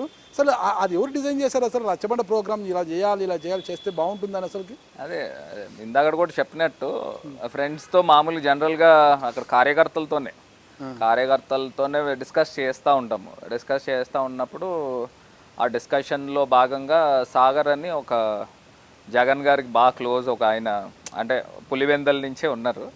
ఆయనతో డిస్కస్ చేసినప్పుడు ఇట్లాగా ప్రజా వేదికలాగా పెడితే బాగుంటుంది అని జనరల్గా డిస్కషన్స్లో వచ్చినప్పుడు అది ఎప్పటి నుంచో పెట్టాలని అనుకున్నప్పుడు దివంగత మహానేత రాజశేఖర్ రెడ్డి గారి ఏదైతే రచ్చబండకి ఆయన బయలుదేరి చనిపోయారో, సో అది ఇన్స్పిరేషన్గా మనం తీసుకోవాలి.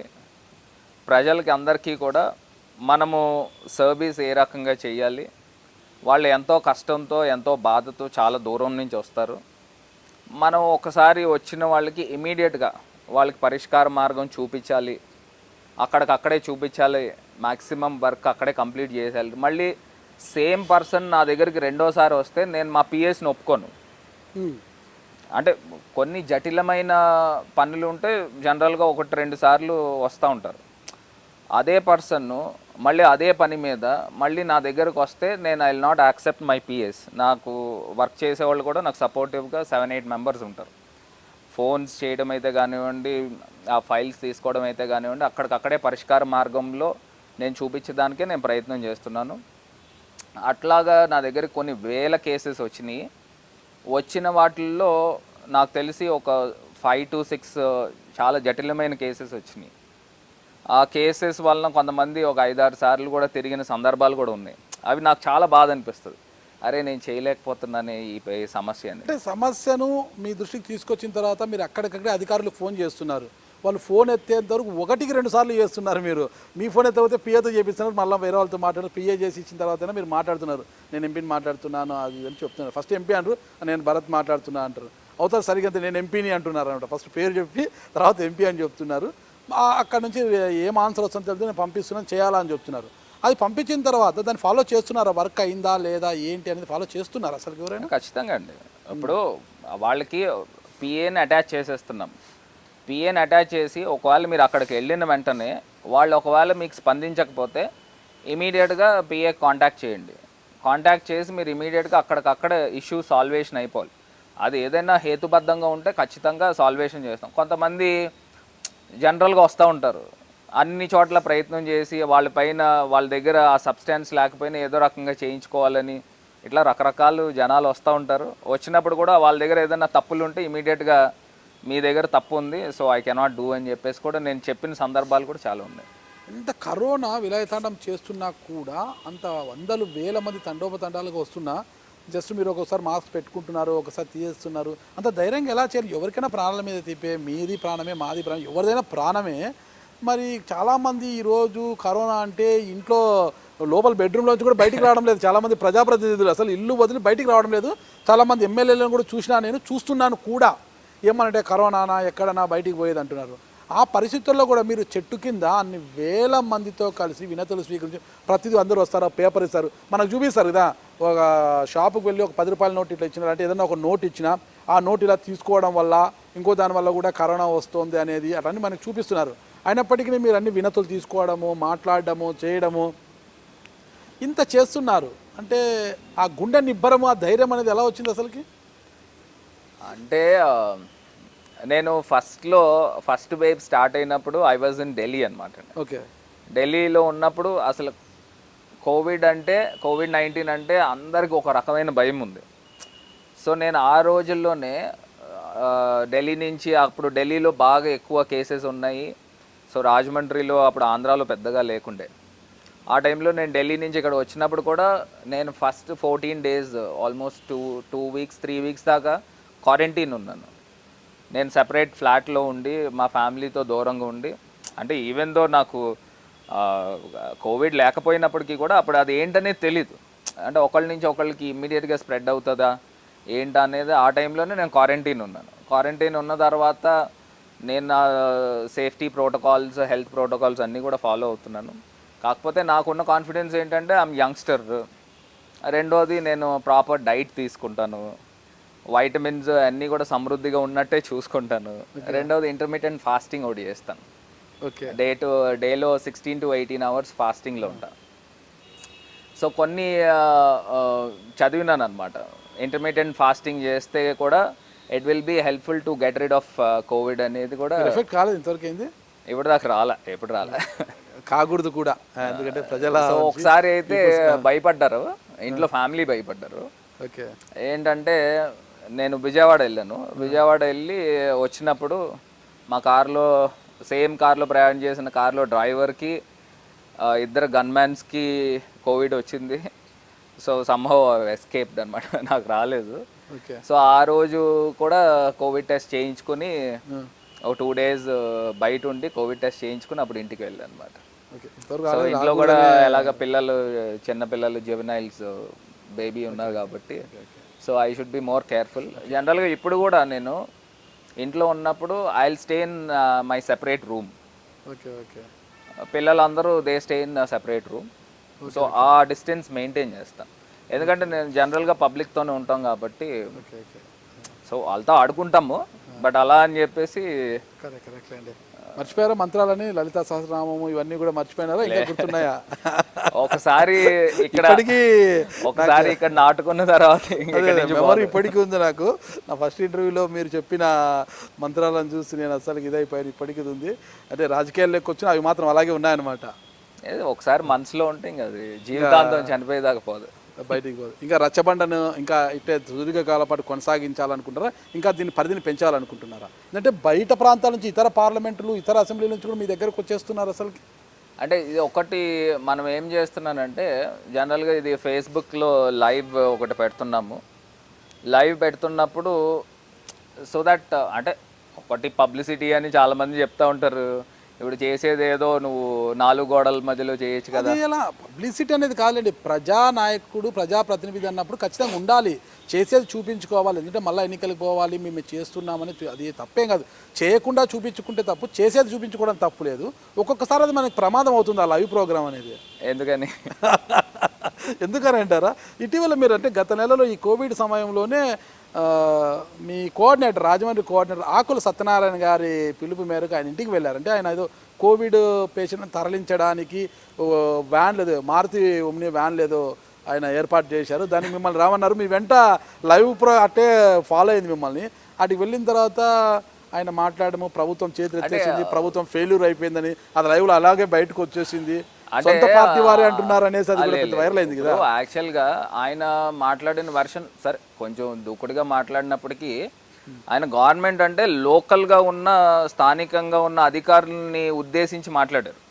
ఇప్పుడు ఆయనకి స్టేట్ అంతా అతనికి సంబంధం ఏముంటుంది? ఇప్పుడు లోకల్గా అక్కడ ఉన్న ఎవరైతే లోకల్గా ఉన్న అధికారులను ఉద్దేశించి మాట్లాడిన అంశాన్ని ఆ కాంటెక్స్ట్ డిఫరెంట్ వ్యూలో వెళ్ళింది. అయినప్పటికీ కూడా ఎవ్రీబడి న్యూ దట్.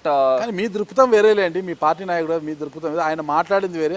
అందుకనే ప్రభుత్వం మీద ఆధారపడి నేనే సొంతంగా వ్యాన్లు పెట్టాను, సొంతంగా ఇది చేస్తున్నాను, ధన సంస్కారాలకు మొత్తం నేనే చేసుకుంటానంటే, ప్రభుత్వం ఏం పట్టించుకోవట్లేదు, చేతులు ఎత్తేసింది, మొత్తం నేనే చేస్తున్నాను అట్లా ఆకుల సత్యనారాయణ మాట్లాడి, అది పార్టీకి ఎంత డ్యామేజ్ అయిందో అది మీకు తెలియదు, బయట తెలుసు అసలుకి అది ఆకుల సత్యనారాయణ గారు ఎందుకు అట్లా చేశారు అనేది. అంటే ఆ లైవ్ ప్రోగ్రామ్ అనేది ఆకుల సత్యనారాయణ గారి యొక్క అంతరంగాన్ని బయటికి తెచ్చింది అనమాట. అట్లానే ఏం లేదు. ఇప్పుడు అక్కడ ఆల్రెడీ మీడియా ఉన్నారు, మేమందరం కూర్చున్నప్పుడు ఆ చుట్టుపక్కలంతా కూడా మీడియా జర్నలిస్టులు కూడా మాతో పాటు కూర్చుని ఉన్నారు. అదేమి ఆంతరంగికంగా ఉన్న సమావేశం ఏం కాదు. That is an open hall. Open హాల్లో అక్కడ మీడియా వాళ్ళందరూ వచ్చి కూడా ఫొటోస్ తీసుకుంటున్నారు, అన్నీ చేస్తున్నారు. అదే అక్కడ కాంటెక్స్ట్ ఏంటంటే, యాక్చువల్గా లోకల్ అధికారులని ఉద్దేశించి మాట్లాడింది. ఇప్పుడు ఆయన రాజమండ్రికి వైఎస్ఆర్సీపీకి కోఆర్డినేటర్. సో లోకల్గా ఉన్న అధికారులు సరిగ్గా పట్టించుకోవట్లేదు, సరిగ్గా చేయట్లేదు అనేది ఆయన ఉద్దేశం. మొత్తం స్టేట్కి అది రిఫ్లెక్ట్ కాదు. కాకపోతే ఏంటంటే గవర్నమెంట్ అనే పదం వాడారు కాబట్టి అది it went in a different way. కానీ ఆయన కాంటెక్స్ట్ అది. సరే, మీ కోఆర్డినేటర్గా ఆ రోజు ఒక తప్పు కూడా చేశారు. సరే పార్టీ తరపున అంటే అధికారుల పట్టించుకులో పార్టీ తరపున ఆయన పార్టీకి కావచ్చు ప్రభుత్వానికి కావచ్చు మంచి పేరు తీసుకురావాలని ఒక మంచి మహోన్నతమైన లక్ష్యంతో ఒక కార్యక్రమాన్ని తలపెట్టారు, బాగానే ఉంది. దానికి మీరు వెళ్ళారు, పిల్లి సుభాష్ చంద్రబోస్ గారు వెళ్ళారు, అందరూ వచ్చారు, బాగుంది. మీరంతా అధికార పార్టీ ఎమ్మెల్యేలు ఎంపీలు అందరూ కలిసి వెళ్ళారు, అంతవరకు బాగుంది. కానీ మీకన్నా ముందే Rajahmundry rural MLA Telugu Desam party MLA Gorantla Buchaiah Chowdary గారు వెళ్ళడం ఏంటి, జనసేన నాయకుడు కందుల దుర్గేష్ వెళ్ళి రావడం ఏంటి, వాళ్ళ ఇంటికి మీకన్నా ముందే వాళ్ళు వెళ్ళి వచ్చారు. ఎక్కడికి వెళ్ళారు? మన ఆకుల సత్యనారాయణ గారింటికి వెళ్ళి ఆయనతో భేటీ అయి వచ్చారు. నాకు ఐడియా లేదు. మీరు ఇప్పుడు మీకు ఐడియా లేకపోవచ్చు, మాకు తెలుసు ఆ విషయము. అంటే వాళ్ళతో సమావేశం కావాల్సిన అవసరం ఏమొచ్చింది ఆయనకు?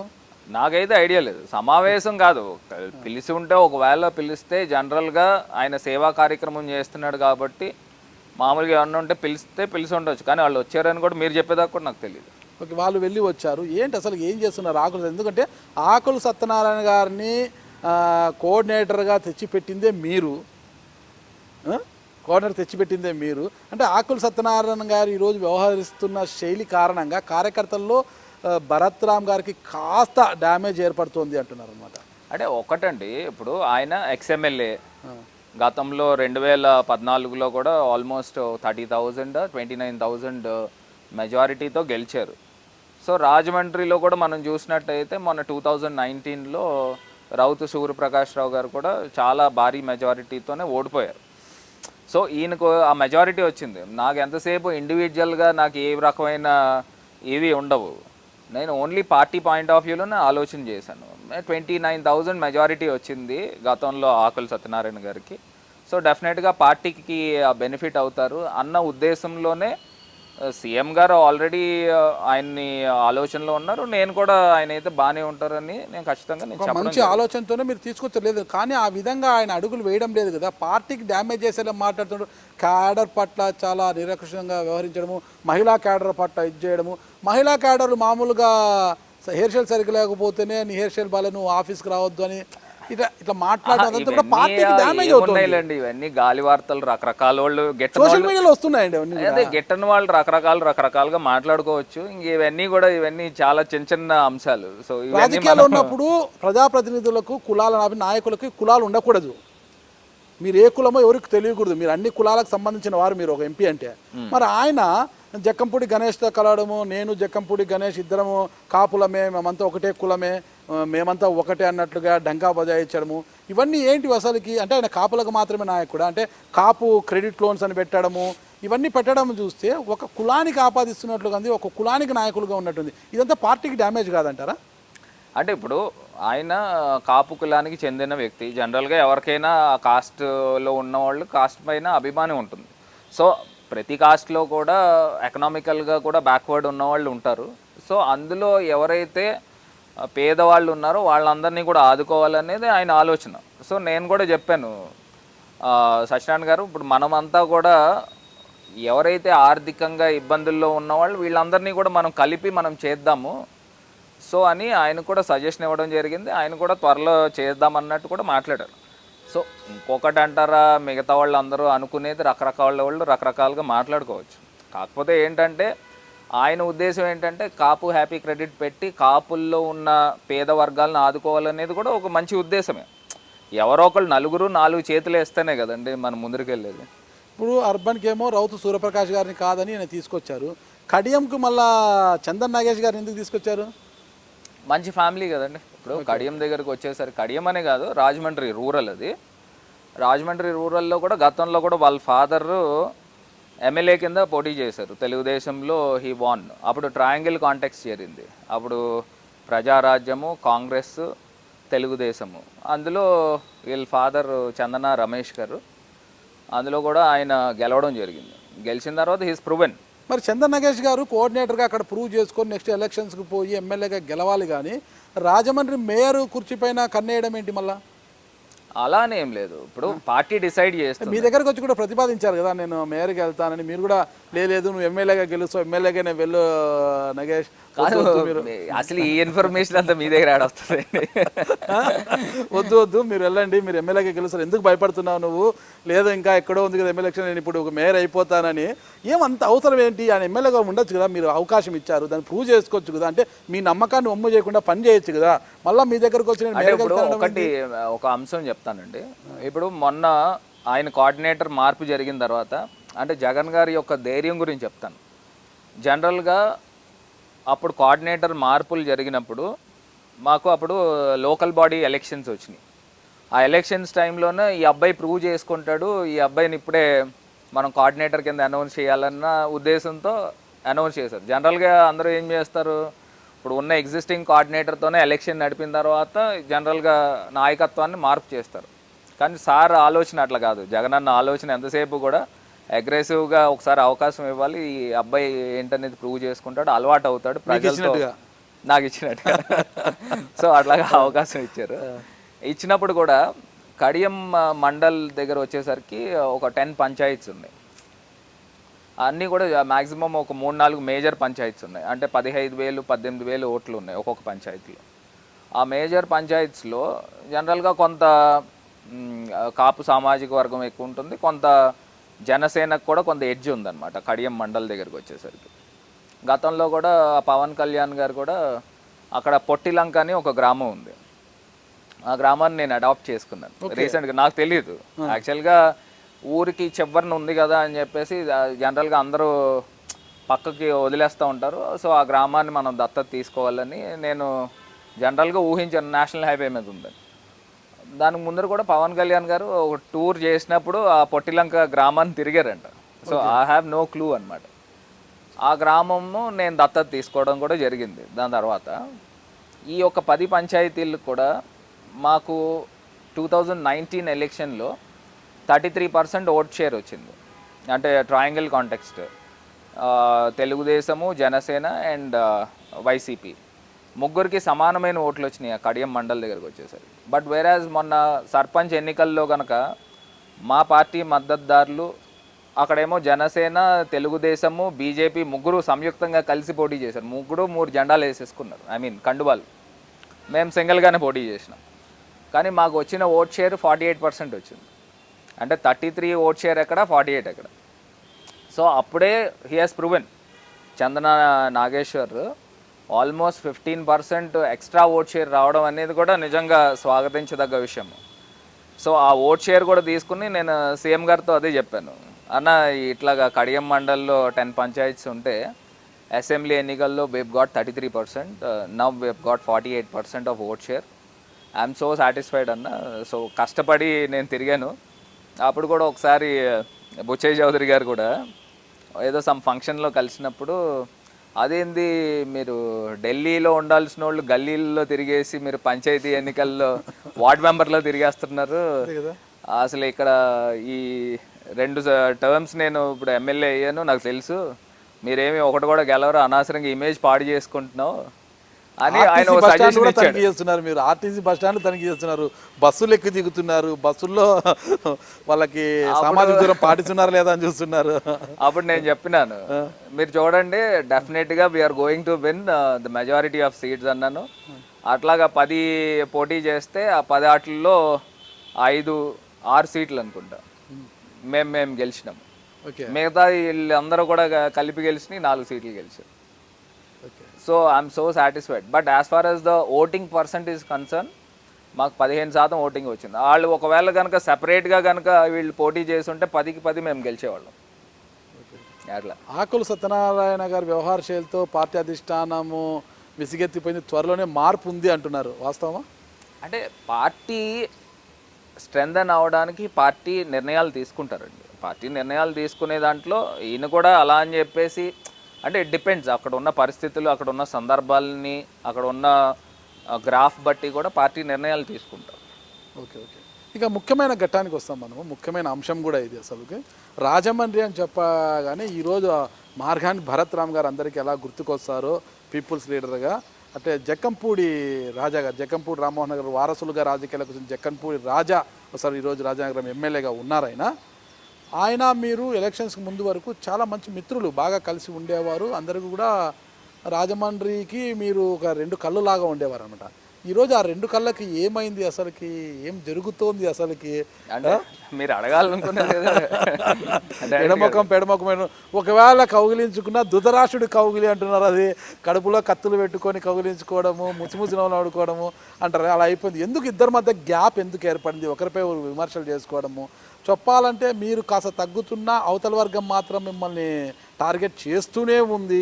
సోషల్ మీడియా వేదికగా మిమ్మల్ని టార్గెట్ చేస్తూ మళ్ళీ మీ పైన విమర్శనాలు చేస్తున్నారు. విచిత్రమైన బొమ్మలు వేయడము, మెసేజెస్ పెట్టడం చేస్తున్నారు. ఎందుకు అంత గ్యాప్ ఎందుకు వచ్చింది అంటారు? ఎక్కడ బీజం పడింది దీనికి? ఇప్పుడు ఆయన ఏమన్నా డైరెక్ట్గా మెసేజ్లు పెట్టడా లేదు కదా, రకరకాల వాళ్ళు ఆయన ఆదేశాలు లేదు చేయరు కదా. అంటే ఒకటండి, జనరల్గా నేను రాజమండ్రి పార్లమెంట్ అంటే నా 7 అసెంబ్లీ నియోజకవర్గాలు ఉంటాయి. సో జనరల్గా ఇక్కడ రాజమండ్రి అర్బన్ రూరల్కి ఇక్కడ పార్టీ నుంచి ఎమ్మెల్యేస్ ఓడిపోవడం జరిగింది కాబట్టి నా పైన ఎక్కువ రెస్పాన్సిబిలిటీ ఉంటుంది. కోఆర్డినేటర్స్తో సమన్వయం చేసుకుని ఎక్కువ రెస్పాన్సిబిలిటీ నా వైపు ఉంటుంది. సో నేను అదే దిశగా నేను వర్క్ చేస్తున్నాను కూడా. ఇప్పుడు ఆయన వచ్చేసరికి రాజానగరానికి ఎమ్మెల్యే. రాజానగరానికి ఎమ్మెల్యే. సో వాళ్ళ ఫాదరు రామ్మోహన్ రావు గారు జిల్లా మంత్రి కింద వర్క్ చేసినప్పుడు కూడా ఆయనకి ఒక బలమైన క్యాడర్ ఉంది. సో జక్కంపూడి రామ్మోహన్ రావు కూడా జిల్లాలో ఒక ప్రధానమైన నాయకుడు. సో దాని మీద ఆయనకున్న పరిచయాలు, వాళ్ళ అబ్బాయి రాజా కాబట్టి పరిచయాలు ఉండడం మీద రాజమండ్రిలోనే వాళ్ళు కూడా నివసిస్తూ ఉంటారు. సో వాళ్ళు ఉండేది కూడా రాజమండ్రి కాబట్టి సో రాజమండ్రి పైన కూడా ఆయన దృష్టి పెట్టేవారు. సో ఆ అంశంలో క్యాడర్ నాయకత్వం ఇక్కడ ఉండాలా అక్కడ ఉండాలా అనే దానిపైన ఆ రకంగా ముందుకు దృష్టి పెట్టవచ్చు. కానీ ఇద్దరి మధ్య గ్యాప్ అనేది, ఇద్దరూ కలిసి ఒకే వేదికను పంచుకోవడం లేదు. కనీసం రాజానగరంలో రాజా ప్రోగ్రాం పెట్టినా మిమ్మల్ని ఇన్వైట్ చేయడం లేదు, మీరు వెళ్ళడం లేదు అక్కడికి. మీరున్న ప్రోగ్రాంకు రాజమండ్రికి రాజా కూడా రావట్లేదు అనమాట, జగంపూడి రాజా గారు కూడా రావట్లేదు. ఏంటి అసలు అంత గ్యాప్ ఎందుకు వచ్చింది? మిత్రుల్లా ఉన్న మీరు ఈరోజు శత్రువులు ఎందుకు అయిపోయారు అసలు? అంటే నాకైతే మనసులో అయితే ఏముండదు. ఆయన మనసులో ఉందా? అది నాకు తెలీదు. నాకైతే మనసులో అయితే నేను స్ట్రైట్ గానే ఉంటాను. నా గురించి నేను మాట్లాడుతాను. మీరు ఆయన గురించి మీరు మాట్లాడినప్పుడు ఆయన్ని అడగండి. నేను పార్టీకి మంచి పేరు తీసుకురావాలి, పార్టీ స్ట్రెంథన్ అవ్వాలి. నా పార్లమెంట్లో 7 నియోజకవర్గాలు స్ట్రెంథన్ అవ్వాలి. గతంలో ఏ రకమైన అతని కూడా ఉంది, మళ్ళీ రాజానగరం ఉంది. ఖచ్చితంగా గతంలో ఎంతైతే ఓట్ పర్సంటేజ్ వచ్చిందో నెక్స్ట్ ఎలక్షన్కి దానికన్నా ఎక్కువ పర్సంటేజ్ ఓటు రావాలనేదే నా అభిలాష, నా యొక్క కాంక్ష. నేను వర్క్ చేసేది కూడా అట్లానే. మీరు అక్కడికి వెళ్ళరు కదా, రాజా ఎందుకు వెళ్ళను? ఖచ్చితంగా వెళ్తాను. రాజా నగరానికి రాజు కదా అక్కడ. ఎందుకు వెళ్ళను? ఖచ్చితంగా. ఇప్పుడు ఇప్పుడు ఎయిర్పోర్ట్ ఉంది, అది రాజానగరం కాన్స్టిట్యున్సీలో ఉంది. జనరల్ గా రివ్యూస్ చేస్తూ ఉంటాము. కాన్స్టిట్యున్సీకి కూడా వెళ్తాను. కాన్స్టిట్యున్సీకి వెళ్లకుండా అయితే ఉండదు. కాకపోతే ఇక్కడ ఎమ్మెల్యేస్ లేరు కాబట్టి రాజమండ్రి అర్బన్ రూరల్ పైన ఎక్కువ కాన్సన్ట్రేట్ చేస్తూ ఉంటాను. సో ఖచ్చితంగా ఆ సమయం సందర్భం వచ్చినప్పుడు ఇప్పుడు రాజమండ్రి ఎయిర్పోర్ట్ రాజానగరం కాన్స్టిట్యున్సీలో ఉంది. రాజానగరం కాన్స్టిట్యున్సీలో మొన్న మేము కార్గో టెర్మినల్ కూడా ఓపెన్ చేయించడం జరిగింది. ఇప్పుడు రేపు భవిష్యత్తులో ఇంకా ఎక్స్పాన్షన్ చేస్తున్నాము, పెద్ద టెర్మినల్ ఎక్స్పాన్షన్ చేస్తున్నాము. ఫ్లైట్స్ కూడా రావడం జరుగుతుంది. బోయింగ్ ఫ్లైట్స్ కూడా ఎయిర్బస్ A320 కూడా తీసుకుని వస్తున్నాము. ఇవన్నీ వచ్చినప్పుడు కాన్స్టిట్యున్సీ అంతా కూడా వెల్ ఎస్టాబ్లిష్డ్గా ఆర్గనైజ్డ్గా అవుతుంది. మొన్న నన్నయ్య యూనివర్సిటీ రాజానగరం కాన్స్టిట్యున్సీలో ఉంది. సుమారుగా 20 కోట్ల రూపాయలు శాంక్షన్ వచ్చింది. దాంట్లో 8.5 కోట్ల రూపాయలు ఖేలో ఇండియాలో నన్నయ్య యూనివర్సిటీకి సంబంధించి ఒక ఇండోర్ స్టేడియం, అదేవిధంగా ఒక ఒలింపిక్ స్టాండర్డ్ స్విమ్మింగ్ పూల్, ఒక అథ్లెటిక్ ట్రాక్, ఇవన్నీ కూడా శాంక్షన్ సెంట్రల్ గవర్నమెంట్ నుంచి తీసుకురావడం జరిగింది. రేపు భవిష్యత్తులో కూడా ఒక మంచి మ్యూజియం కూడా తీసుకురాబోతున్నాము. సో ఇవన్నీ కూడా రాజానగరం కాన్స్టిట్యున్సీలు. ఇప్పుడు రాజమండ్రి అర్బన్ రూరల్లో ల్యాండ్స్ తక్కువ. So constituency Rajanagaram is very big అనమాట, పెద్ద కాన్స్టిట్యున్సీ. సో ఎక్కడ డెవలప్మెంట్ జరిగినా రాజానగరం కాన్స్టిట్యున్సీలో జరుగుతుంది. ఇప్పుడు రేపు ఇంకొక ప్రధానమైనది ఏంటంటే రాజమండ్రి కాకినాడ 2 ట్విన్ సిటీస్ చేయాలనేది నా ఎయిమ్. దీంట్లో సెంట్రల్ గవర్నమెంట్లో ఒక ఔటర్ రింగ్ రోడ్ తీసుకురావాలనేది ఒక ప్రపోజల్ ఆల్రెడీ స్టేట్ గవర్నమెంట్ నుంచి పంపించాము. అది కూడా బోర్డు అప్రూవల్ అయింది. చైర్మన్ మొన్నే మారిపోయారు. NHAI chairman Uttarakhand chief secretary అయ్యారు. ఆయన సుఖ్బీర్ సింగ్ సంధు అని ఆయన చైర్మన్ అయ్యారు. ఇప్పుడు ఎవరైతే కొత్త చైర్మన్ వస్తారో ఆయన సంతకం అయిన తర్వాత ఔటర్ రింగ్ రోడ్ తీసుకురావడం వలన ఇప్పుడు హైదరాబాద్ ఏ రకంగా అయితే గ్రో అయిందో ఔటర్ రింగ్ రోడ్ వలన, ఈ ఔటర్ రింగ్ రోడ్ తీసుకురావడం వలన కాకినాడ రాజమండ్రికి డిస్టెన్స్ తక్కువ అవుతుంది. సో ఇది కూడా చాలా పెద్ద ప్రాజెక్ట్. అది కూడా మెయిన్ 90% రాజానగరం కాన్స్టిట్యున్సీలోనే ఇదంతా వర్క్ వస్తుంది. ఉంది. ఏమి చేయాలన్నా ఆ ఎమ్మెల్యే జక్కంపూడి రాజా గారు మీకు సహకరించాలి. ఆయన మీరంటేనే ఎందుకు సహకరించరండి? ఇప్పుడు అభివృద్ధిని ఎవరు వద్దనుకుంటారు? అభివృద్ధిని ఎవరు వద్దనుకోరు కదా. మీరు చేసే అభివృద్ధి ఏంది? నేను చేసుకోలేని అభివృద్ధి, మీ అభివృద్ధి ఇప్పుడు అలా ఎలా కుదురుతుంది? ఇప్పుడు చిన్న ఎగ్జాంపుల్ చెప్తానండి. ఇప్పుడు ఇద్దరు ఎంపీ కింద నేను నుంచున్నాను, ఆయన ఎమ్మెల్యే కింద నుంచున్నాడు. 2 ఓట్లు, ఫస్ట్ ఓటు నాకు వేస్తారు, 2వ ఓటు ఎమ్మెల్యేకి వేశారు. అలా ఇద్దరికి ప్రజలు ఓట్లు వేసి గెలిపించిన కరెక్టే. వాళ్ళు అంటున్నారు మార్గాన్ భరత్ రామ్ గారు రెడీమేడ్ ఎంపీ అండి. మా నాయకుడు ఆటుపోటు 12 ఏళ్ల పాటు ఆటుపోట్లు తిని జైల్లోకి వెళ్ళి ఎన్నో గొడవలు చేసి పార్టీ జెండా మోసి రోజు ఎమ్మెల్యే అయ్యాడు. మా రాజాకు ఆయనకు ఒకటేనా అని వాళ్ళు అంటున్నారు. అంటే రాజా గారి ఆదేశాలు లేని వాళ్ళ అనుచరులలో మాట్లాడగలుగుతారా? అంత శాసనం ఇప్పుడు మీరు అన్నారు మా సీఎం గారు సంబంధం ఎవరెవరు మాట్లాడారు మీరు చెప్పండి. చాలా మంది అండి అనుచరులు ఉన్నారు, ఒక్కరిని కాదు, పెద్ద సమూహం ఉంది అక్కడ. ఇంకొక ఎగ్జాంపుల్, మీరు ఆకుల సత్యనారాయణ గారికి వెళ్ళినప్పుడు లైవ్ నడుస్తోంది, అక్కడ జరిగిన సన్నివేశాన్ని అంతా కూడా ఆకుల సత్యనారాయణ గారి దగ్గర ఉన్న ఒక మాజీ విలేకరి రికార్డ్ని పెన్డ్రైవ్ లీక్ చేయడం బయటికి, అంటే జక్కంపూడి గణేష్కి ఇవ్వడము, జక్కంపూడి గణేష్ అతను కూర్చొని మళ్ళీ మాట్లాడుకుని దాన్ని ఏబిఎన్ ఛానల్కి పంపించడము, అది బయటికి రావడం జరిగింది. ఇదంతా కూడా ఇదంతా కూడా మార్గాన్ భరత్ గారిని డిఫేమ్ చేయడానికే ఒక కుట్రపూరితమైనది, కుట్రలో భాగమే ఇది అంటారనమాట. మరి ఇదంతా రాజా గారు మిమ్మల్ని పూర్తిగా వ్యతిరేకిస్తున్నట్లు కాదంటారా? ఇప్పుడు ఒకటండి, జనరల్గా ఆఫ్ ద రికార్డు ఎంతమంది ఏమైనా చేయొచ్చు, కానీ మీరు చెప్పిన దాంట్లో వాస్తవం ఎంతో నాకు తెలీదు. అది మీరు చెప్పింది, మీరు ఇప్పుడు నాకు చెప్పేదాకా కూడా నాకు ఐడియా లేదు. మీరు ఏదో ఎవరో జర్నలిస్ట్ వీళ్ళు కలిసి చేశారు. ఏముందండి, ఇప్పుడు రకరకాల గాలి వార్తలు చాలామంది గాసిప్స్ తీసుకొస్తారు, అవన్నీ నిజాలు కాదు. ఇంకోటి మీరు ఏదో వాళ్ళ అనుచరులు ఏదో చెప్పారు, ఇవన్నీ కూడా ఏంటంటే ఎవిడెన్సెస్ లేని గాలి వార్తలు. కానీ రాజా గారు మిమ్మల్ని పూర్తిగా వ్యతిరేకిస్తున్నారు. అవకాశం దొరికినప్పుడల్లా వాళ్ళ సోషల్ మీడియా టీము ద్వారా, సోషల్ మీడియా టీము ద్వారా మీ పైన బురద కదల్లే కార్యక్రమాలు చేస్తున్నారు. ఆ గ్యాప్ని ఎలా పూడ్చుకుంటారు మీరు? ఏమంటే ఇప్పుడు ఒకే ఏజ్ గ్రూప్లో ఉన్న ఇద్దరు యంగ్స్టర్స్ ఉన్నారు. అంటే ఒక రకంగా చెప్పాలంటే నాకన్నా ఒక 4-5 years చిన్నోడే రాజా. ఒకే ఏజ్ గ్రూప్లో. సో ఇది ఒక మంచి కాంపిటీషన్ వాతావరణంలో వెళ్తుందని నేను భావిస్తాను. ఇప్పుడు ఒకళ్ళకొకళ్ళు కాంపిటీషన్ ఉంటేనే కదా మనం ఇంకా బాగా వర్క్ చేయాలి, ఇంకా స్పీడ్గా ముందరికి వెళ్ళాలి. ఇదంతా బెనిఫిట్ ఎవరికి వెళ్తుంది? ఖచ్చితంగా కాన్స్టిట్యున్సీకి వెళ్తుంది, ప్రజలకు వెళ్తుంది. సో నేను హెల్దీ కాంపిటీషన్ కింద తీసుకుంటాను. సో మనసులో భావాలు, నాకైతే నేను మనసులో ఎలా ఉంటానో బయట అట్లానే ఉంటాను.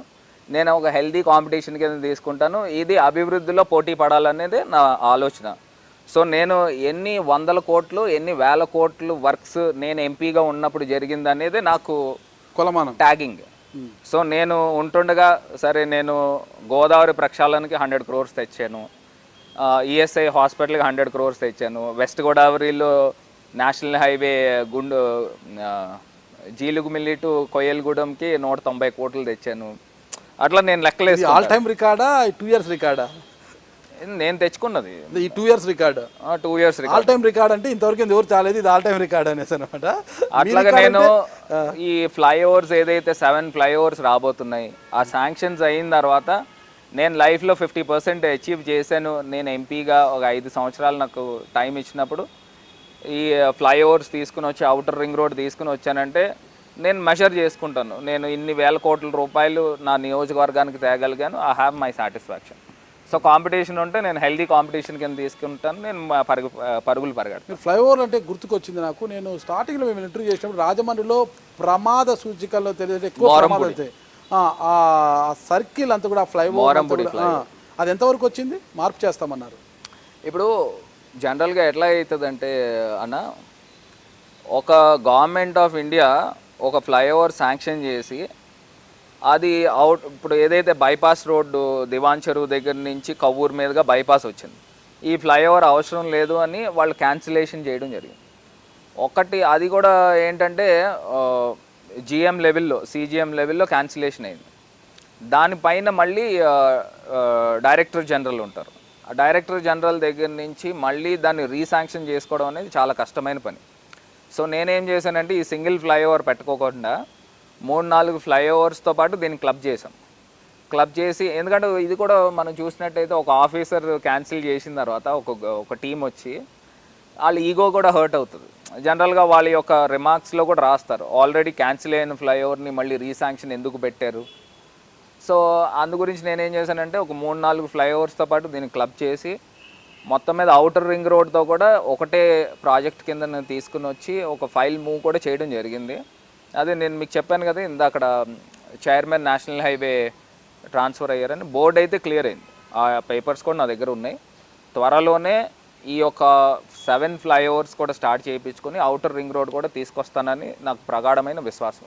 రాష్ట్ర వ్యాప్తంగా ఒక సంచలనమైన అంశము మీ నియోజకవర్గంలో జరిగింది. ఒక ఎస్సీ అమ్మాయి, ఒక దళిత అమ్మాయి పైన అత్యాచారం చేశారని, అది కూడా ఒక ఎమ్మెల్యే అనుచరుడు చేశారని ఆ రోజు మీరు అన్నట్టుగా సోషల్ మీడియాలో వచ్చింది. ఆ ఎమ్మెల్యే పేరు చెప్తారా ఇప్పుడు? అంటే ఎమ్మెల్యే అనుచరులు చేశారని నేను అనలే, అక్కడ ఉన్న బాధితుల్లో ఒకళ్ళు చెప్పిన మాట. ఓకే, ఏదైతే ఇట్లాగా వాళ్ళ వెనకాల వాళ్ళ మనుషులు ఉన్నారేమో అని వాళ్ళ యొక్క అభియోగం. అంటే వాళ్ళు 4 వాల్స్ మధ్య చెప్పలేదా ఆ ఎమ్మెల్యే ఎవరు అనేది? ఏదండి ఆ ఎమ్మెల్యే ఎవరని ఆ 4 వాల్స్ మధ్య బాధితులు మీ దగ్గరకు వచ్చి చెప్పలేదా? వచ్చి చెప్పారు. ఇప్పుడు ఎమ్మెల్యే పేరు ఏదో మాకు రివీల్ చేయండి. ఇది అంతా ఓపెనే కదండి, ఓపెనే. నాకు తెలియదు, అందుకు ఎమ్మెల్యే పేరు తెలుసుకోవాలి. వాళ్ళ అనుచరులు ఉన్నారేమో అని వాళ్ళకున్న అనుమానం, వాళ్ళు తాలూకా అనుచరులు వచ్చి మమ్మల్ని బెదిరించారని చెప్పారు. Okay okay. మొత్తం గోదావరి పరివాహక ప్రాంతాలంతా కూడా, మొత్తం రాజానగరం కావచ్చు, ఇదంతా కూడా మొత్తం ఇసుక దందాలు ఎక్కువైపోయినట్టున్నారు. అది మీరు చేస్తున్నారా, రాజాగారు చేస్తున్నారా? ఎందుకు చేస్తామండి, అసలు నాకు ఇసుక దందా చేయాల్సిన పని ఏంటి? ఓకే ఓకే, నాకు అసలు పని చేయలేదు. ఓకే, దేవుడు మాకు ఫ్యామిలీకి మంచిగా ఆశీర్వదించారు. So I'm fine with that. నేను ఏదైనా చేసినా కూడా ఒక లాంగ్ రన్లో నేను ఆలోచన చేస్తాను. ఏదో మనం చిన్న చిన్న వాటికి కకృతి పడి మనం ముందరికి వెళ్ళడం అనేది అసలు నాకు ఇష్టం లేని పని. మీకు ఇష్టం లేదు, మీకు అవసరం కూడా లేదు ఆ వ్యాపారము. మరి రాజా గారు కూడా నేను చేయట్లేదు అంటున్నారు. మరి ఎవరు చేస్తున్నారు అక్కడ ఇసుక వ్యాపారాలు? ఆ ఎమ్మెల్యే ఎంపీ యొక్క ఆదేశాలు లేకోకుండా, వారి దృష్టి లేకుండా ఎవరు చేస్తున్నారు అక్కడ దందాలంతా కూడా? వ్యాపారం అంటేనే ఎమ్మెల్యేలు ఎంపీలే చేయాలనండి. వారి ఆదేశాలు ఉంటే నాకు నిజంగా కూడా చాలా మంది సొసైటీలు ఉన్నాయి, బోట్స్మెన్ సొసైటీలు, ఇట్లాగా వాళ్ళు పలానా సొసైటీలు ఉన్నాయని కూడా ఎవరు నడుపుతున్నారు అనేది కూడా నాకు తెలియని కూడా తెలియదు. జనరల్గా మొన్న ఏదో వాళ్ళకి సొసైటీస్ మీద ఇష్యూస్ ఏవో వస్తే వాళ్ళందరూ నన్ను వచ్చి కలవడం జరిగింది. కలిసి మాకు ఈ రకమైన సమస్య ఉందండి, దాన్ని కొంచెం సార్ట్ అవుట్ చేయాలి. ఓహో, అప్పుడు ఈ సొసైటీ మీద ఆ వ్యక్తి ఎవరనేది నాకు పరిచయం ఉంది, కానీ అతను సొసైటీ నడుపుతున్నట్టు కూడా నాకు తెలియదు. సో అట్లాగా నాకు అసలు దీంట్లో అసలు ఐడియా కూడా లేదు ఎవరెవరు సొసైటీలు నడుపుతున్నారు అనేది. ఓకే, మొత్తం మీద మీకు జక్కంపూడి రాజాకు ఎలాంటి గ్యాప్ లేదు, ప్రేమాభిమానాలు తప్పితే ఎలాంటి ప్రపంచాలు లేవంటే మీరు ఏ రకంగా అయినా మీరు డ్రా చేసుకోండి. ఏదైనా ఒకవేళ ఉన్నా కూడా నా మనస్పరంగా, నా పరంగా నేను అది హెల్దీ కాంపిటీషన్ కింద తీసుకుంటాను. కాంపిటీషన్ కింద తీసుకుంటాను, దాన్ని అభివృద్ధిలో ప్రజలకు చూపించాలి. అది ఓవరాల్గా ప్రజలు బెనిఫిట్ పొందాలా, కాన్స్టిట్యున్సీ బెనిఫిట్ పొందాలనే యాంగిల్లోనే నేను ముందుకు వెళ్తాను. ఎమ్మెల్యే రాజా గారు ఎలా తీసుకుంటారనేది ఆయన ఇష్టం అంటారు? అది ఆయన ఇష్టం. ఓకే, ఇకపోతే మీ అచీవ్మెంట్స్ గురించి ఇప్పటివరకు చెప్పారు, చాలా అచీవ్మెంట్స్ చేస్తారు. కానీ మొత్తం మీద తీసుకుంటే తూర్పుగోదావరి జిల్లా, పశ్చిమ గోదావరి జిల్లా తాగునీటి అవసరాల కోసం ఏదైతే వాటర్ గ్రిడ్ ఉందో దాని మీద కూడా మీరు బాగా దృష్టి సారించారు. అది ఎంతవరకు వచ్చింది ఆ వాటర్ గ్రిడ్ అంశము?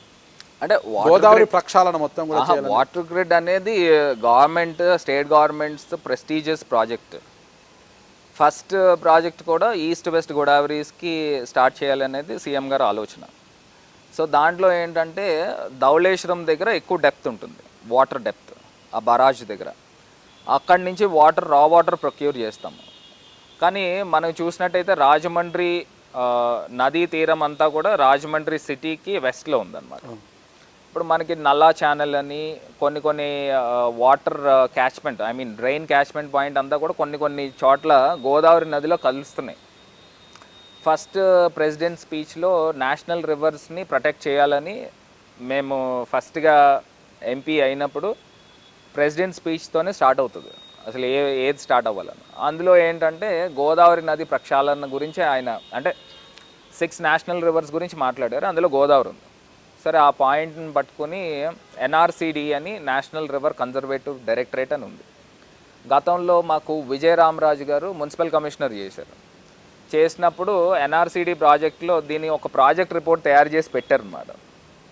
సో ఆ ప్రాజెక్ట్ రిపోర్ట్ని ఇంకా కొంచెం రిఫైన్ చేసి దీన్ని అంతా కూడా గవర్నమెంట్ ఆఫ్ ఇండియాకి జలశక్తి మినిస్టర్కి తీసుకువెళ్ళడం జరిగింది.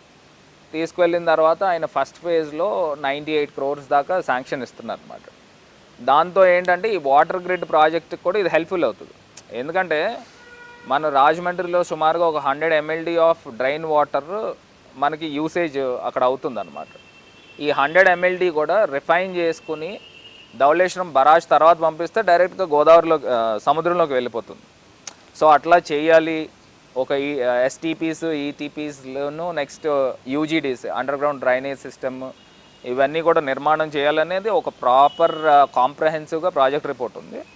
ఫస్ట్ ఫేజ్లో మనకి ఒక 98 crores వస్తాయి కాబట్టి మనము దీన్ని అంతా కూడా ప్రాపర్ ఎస్టీపీస్ ప్లాన్ చేసి డైరెక్ట్గా ఈ వాటర్ని మనం సముద్రంలో వదిలేదానికన్నా ఈ వాటర్ని కూడా మనము రిఫైన్ చేసి ఒక క్యాచ్మెంట్ పాయింట్ పెట్టి పక్కనే కడియం నర్సరీస్ కూడా ఉన్నాయి కాబట్టి ఇక్కడి నుంచి మనం అక్కడికి లిఫ్ట్ చేయగలిగితే ఈ మొత్తం ఈ 100 MLD వాటర్ని కూడా మనం కడియం కొంచెం మెన్యూరింగ్ వాటర్ కిందన కూడా వస్తుంది. సో ఈ వాటర్ని అంతా కూడా మనం కడియం కూడా మొక్కలకు ఉపయోగించుకోవచ్చు. రెండు విన్ సిచ్యువేషన్ కింద కూడా అవుతుంది అనేది ఒక ఐడియా. సో ఫస్ట్ అయితే గోదావరిలో డ్రైన్ వాటర్ కలవకూడదు, దాన్ని ఏ రకంగా పరిరక్షించి గోదావరి ప్రక్షాళన చేయాలనేది నా ఫస్ట్ ఎజెండా. రెండోది ఈ flyovers and outer ring road agenda. మూడోది హ్యావ్లాక్ బ్రిడ్జ్ గురించి గతంలో కూడా చెప్పాను. అది ఏంటంటే మనం దిగిన తర్వాతే లోతు తెలుస్తుంది అన్నట్టు, అప్పటికి గవర్నమెంట్కి సెంట్రల్ గవర్నమెంట్కి 6-7 times ఫైల్ సర్క్యులేట్ అవుతూ ఉన్నాయి.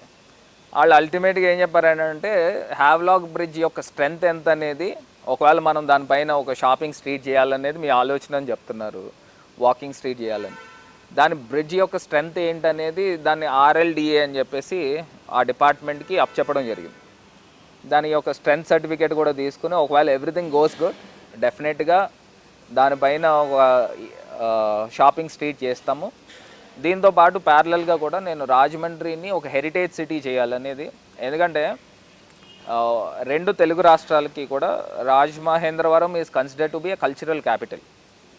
So heritage city government of India identify చేస్తే కొన్ని 100 కోట్ల రూపాయలు నిధులు వస్తాయి. దాంతోపాటు ఒక చాళుక్యన్ ఫెస్టివల్ కూడా తీసుకురావాలి.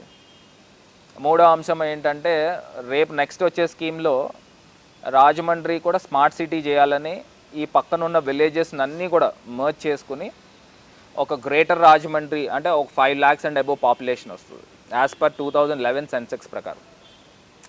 So 5 lakhs and above population వస్తే ఖచ్చితంగా స్మార్ట్ సిటీకి ఎలిజిబుల్ అవుతుంది. సో నెక్స్ట్ స్కీమ్లో స్మార్ట్ సిటీ కనుక వస్తే ఒక 500 కోట్ల రూపాయలు నిధులు వస్తాయి. సో ఇవన్నిటితో నేను వైజాగ్తో పోటీ పడాలనేది నా ఆలోచన. సో రేపు రాజమండ్రి కాకినాడ ఈ ఔటర్ రింగ్ రోడ్ కనుక రావడం జరిగితే ఈ రెండు కూడా ట్విన్ సిటీస్ అవుతాయి. So no city in the world అంటే మేబీ ఐ గెస్ ఒక రివర్ బ్యాంక్ ఉండి అటు ఒక సీ పోర్ట్ ఉన్న సిటీ ఇప్పటిదాకా ప్రపంచంలో ఉందో లేదో నాకైతే తెలియదు, ఇండియాలో అయితే లేదు. ఇటు రాజమండ్రికి రివర్ బ్యాంక్ ఉంది, అటు కాకినాడకి పోర్ట్ ఉంది. సో ఈ రెండు కూడా కలిపి ఒక పెద్ద మెగా సిటీ అవుతుంది అనేది ఆ ఆలోచనతో నేను ముందుకు వెళ్తున్నాను.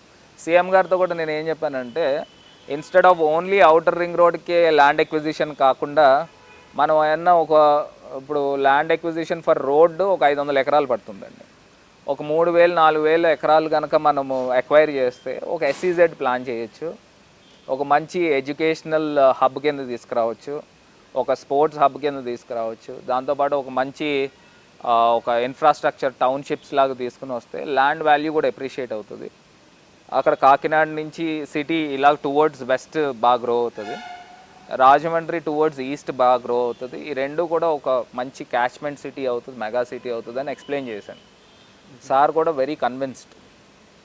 కాకపోతే ఇవన్నీ కూడా ఫండ్స్ కావాలి. ఇప్పుడు గవర్నమెంట్ ఆఫ్ ఇండియాలో ఒక స్కీమ్ ఒకటి ఉందండి, ఏదైతే నేషనల్ హైవేకి అబేటింగ్గా ఉన్న సిటీకి మోర్ దాన్ 5 lakh పాపులేషన్ ఉంటే ఔటర్ రింగ్ రోడ్కి స్కోప్ ఉందన్నమాట, ఆ ప్రావిజన్ ఉంది. సో ఆ యాంగిల్లోనే దీన్ని గ్రేటర్ రాజమండ్రి చేసాము, 5 lakhs అండ్ అబోవ్ పాపులేషన్ చూపించినాము. సో ఇందులో ఏంటంటే సుమారుగా 1000 కోట్ల పైన అవుతుందండి. ఇందులో కన్స్ట్రక్షన్ ఆఫ్ రోడ్ కంప్లీట్గా గవర్నమెంట్ ఆఫ్ ఇండియా చేస్తారు. ల్యాండ్ ఎక్విజిషన్ దగ్గరకు వచ్చేసరికి 50-50 రేషియోలో state government 50, government of India 50 అని. వాళ్ళు కూడా కొంచెం దాంట్లో రిలాక్సేషన్ తీసుకుని 75% కూడా చేసేదానికి అవకాశం ఉంది.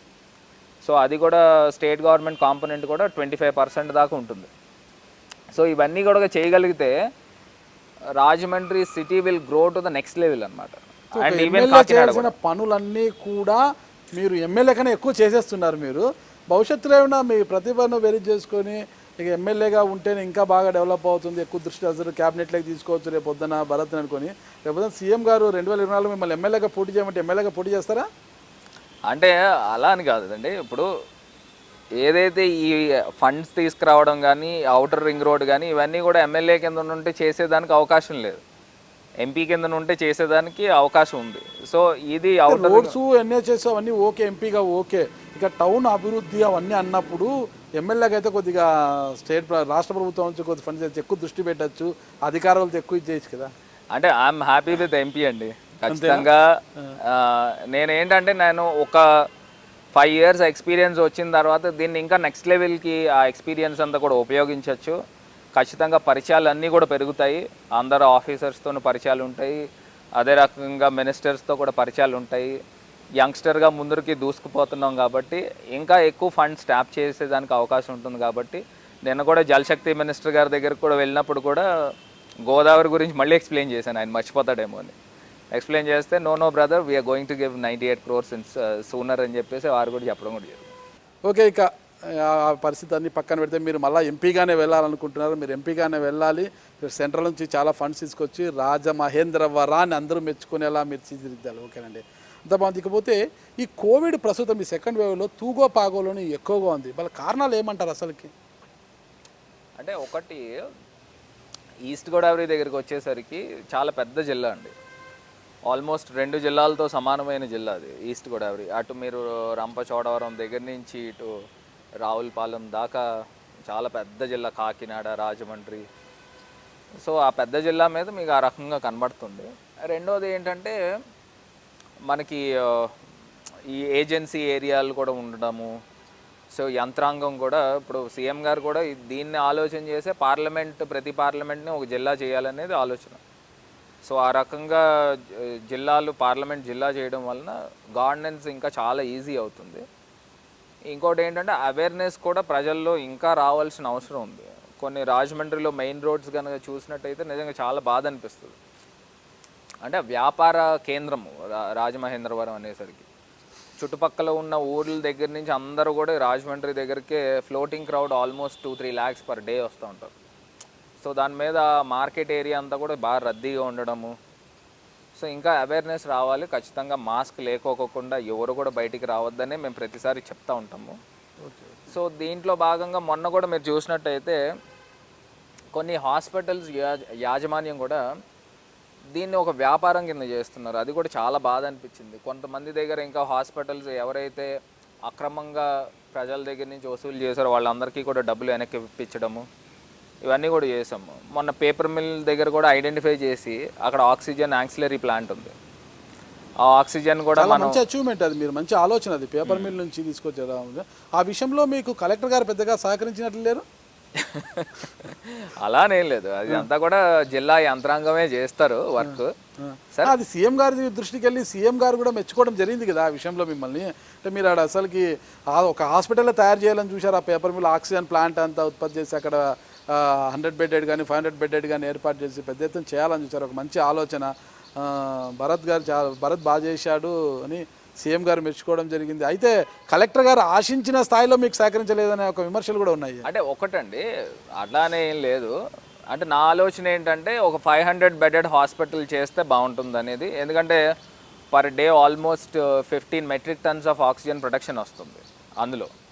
సో ఒక 500 మందికి తక్కువ లేకోకుండా ఆక్సిజన్ అక్కడే ప్రొడక్షన్ అవుతుంది. పేపర్ మిల్కి చేర్చే ఒక సిటీఆర్ ఖాళీ ఒక అబాండన్ బిల్డింగ్ ఉంది, ప్లస్ ఒక ఖాళీ సైట్ కూడా ఉంది. మనం కూడా ఒక స్ట్రక్చర్ పీబీ స్ట్రక్చర్తో ఒక హాస్పిటల్ని ఎమర్జెన్సీ హాస్పిటల్ కింద చేయొచ్చు. మనకు మెయిన్ సోర్స్ ఏం కావాలి, ఆక్సిజన్ కావాలి. పక్కన ఉంది కాబట్టి డైరెక్ట్ పైప్ లైన్తో మనము ఒక 1/2 కిలోమీటర్ కూడా అవ్వదు పైప్ లైన్. ఆ పైప్ లైన్ వేసి బెడ్ చేయాలనేది నా ఆలోచన. దీని ఎదురుగుండా ఒక ఈఎస్ఐ హాస్పిటల్, ఒక హాస్పిటల్ ఉందన్నమాట. అక్కడ మనం ఒక 100 crores నేను మొన్న శాంక్షన్ తెచ్చాను. దాంట్లో ఇమీడియట్గా ఒక 100 bed హాస్పిటల్, అంటే 70 bed అనుకుంటే అది కట్టారు. So once we're having surplus of oxygen, why can't we go in a big way అనేది నా ఆలోచన. సో నథింగ్ బట్, ఇంకా దానికి మించి ఏం లేదు. ఓకే, ఒక ఎంపీగా ఉన్న ఎమ్మెల్యేల కన్నా ఎక్కువ పనిచేస్తున్నారు, భవిష్యత్తులో ఇంకా చేస్తారని అందరూ ఆశిస్తున్నారు. ఇంకా మీ భవిష్యత్తు లక్ష్యం ఏమైనా ఉందా, ఇది సాధించాలి నేను అని ఒక లక్ష్యం ఏమైనా పెట్టుకున్నారా? అంటే నా పాయింట్ ఏంటంటే, నా 7 నియోజకవర్గాలు ఉన్నాయి. 7 నియోజకవర్గాల్లో ప్రజలందరూ కూడా ఇతను ఎంపీ అయిన తర్వాత బాగా చేశాడు అని కితాబిస్తే చాలు నాకు. That is my only achievement. అంటే సాచ్యురేషన్ పద్ధతిలో, అంటే 100కి 100% రాకపోయినా ఒక డిస్టింక్షన్లో ఒక 80% ప్రజలు మేము అనుకున్న దానికి ఓటు వేసిన దానికి, ఒకవేళ కొంతమంది ఓటు వేయకపోతే అయ్యో ఇతనికి ఓటు ఎందుకు వేయలేదు అనే భావన వాళ్ళ మనసుల్లో కలిగితే ఇంక దానికి మించిన అచీవ్మెంట్ నాకు ఏం లేదు. సో దాని గురించే నేను కృషి చేస్తాను, దాని గురించే కష్టపడతాను. ఖచ్చితంగా రాజమండ్రి నాకు 5 సంవత్సరాల అవకాశం వచ్చింది కాబట్టి ఈ 5 సంవత్సరాల్లో నేను మ్యాక్సిమం ఫండ్స్ తీసుకురావడం అయితే కానివ్వండి, ప్రజలకి దగ్గర అయ్యే కార్యక్రమం అయితే కానివ్వండి, ఇవన్నీ కూడా 100% శక్తి వంచన లేకుండా కృషి చేస్తాను. ఇక ఫైనల్గా ఒకటే ప్రశ్న, మీరు రాజకీయాలకు రాకముందు అటు వ్యాపారాల్లోనూ ఇటు సినీ రంగంలోనూ ఉండేవారు. ఓయ్ నిన్నే అనే సినిమాలో హీరోగా చేశారు, ఇంకొక సినిమాలో కూడా మీరు చేసి ఉన్నారు కదా. మరి ఇప్పుడు కూడా ఆ వన్న తగ్గలేదు, అలాగే ఇప్పుడు కూడా హీరో లాగానే ఉన్నారు, ఏం తగ్గలేదు. మీరు మళ్ళీ అవకాశం వస్తే హీరోగా నటించడానికి సిద్ధంగా ఉన్నారా? మీ ఇంట్రెస్ట్ చెప్పండి, ఇలా కాదు, మీ ఇంట్రెస్ట్. అవకాశం వస్తే మంచి డైరెక్టర్ ఎవరైనా పిలిచి మిమ్మల్ని ఒక సినిమా చేద్దాము అంటే? అంటే ఇప్పుడు నేను కంప్లీట్గా ఐఎమ్ డెడికేటెడ్ టు పాలిటిక్స్ అండి. Okay, dedicated to politics.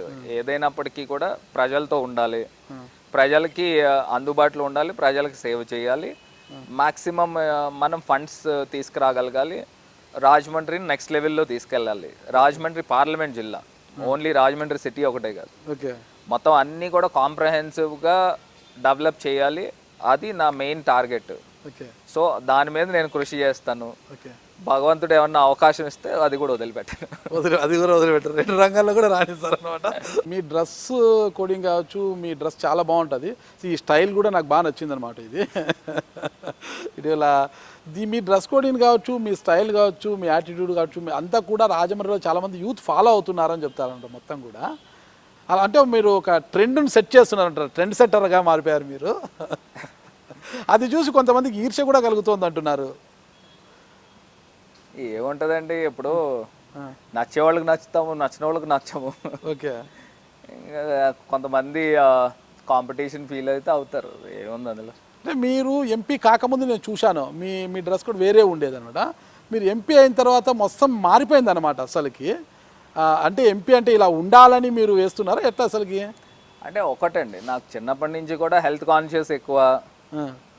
So స్మార్ట్గా కనిపించాలా, సో స్లిమ్గా ఉండాలా, సో మస్క్యులర్గా ఉండాలి అనేది ఫర్ ఎవర్ యూత్లా అనిపించాలనే పాయింట్ మీదే నేను నా ఫుడ్ స్టైల్ కానీ లేకపోతే the way of my dressing కానీ అట్లా ఉంటాను. సో మూవీ కూడా కొంత టచ్ ఉంది కాబట్టి సో ఇది మెయింటైన్ చేస్తాను. అమ్మాయిలు ఎవరైనా ఫోన్ చేస్తుంటారా?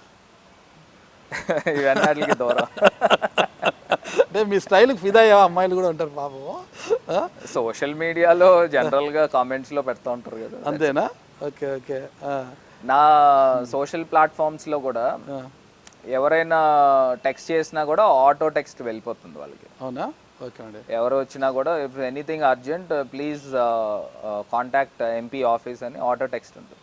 Okay, okay. సో ఎంపీ ఆఫీస్లో ఒకవేళ నిజంగా వాళ్ళకి అవసరం ఉంటే ఎంపీ ఆఫీస్ విల్ కాంటాక్ట్. అయితే మేము స్టింగ్ ఆపరేషన్ చేయాల్సిందే దీని మీద.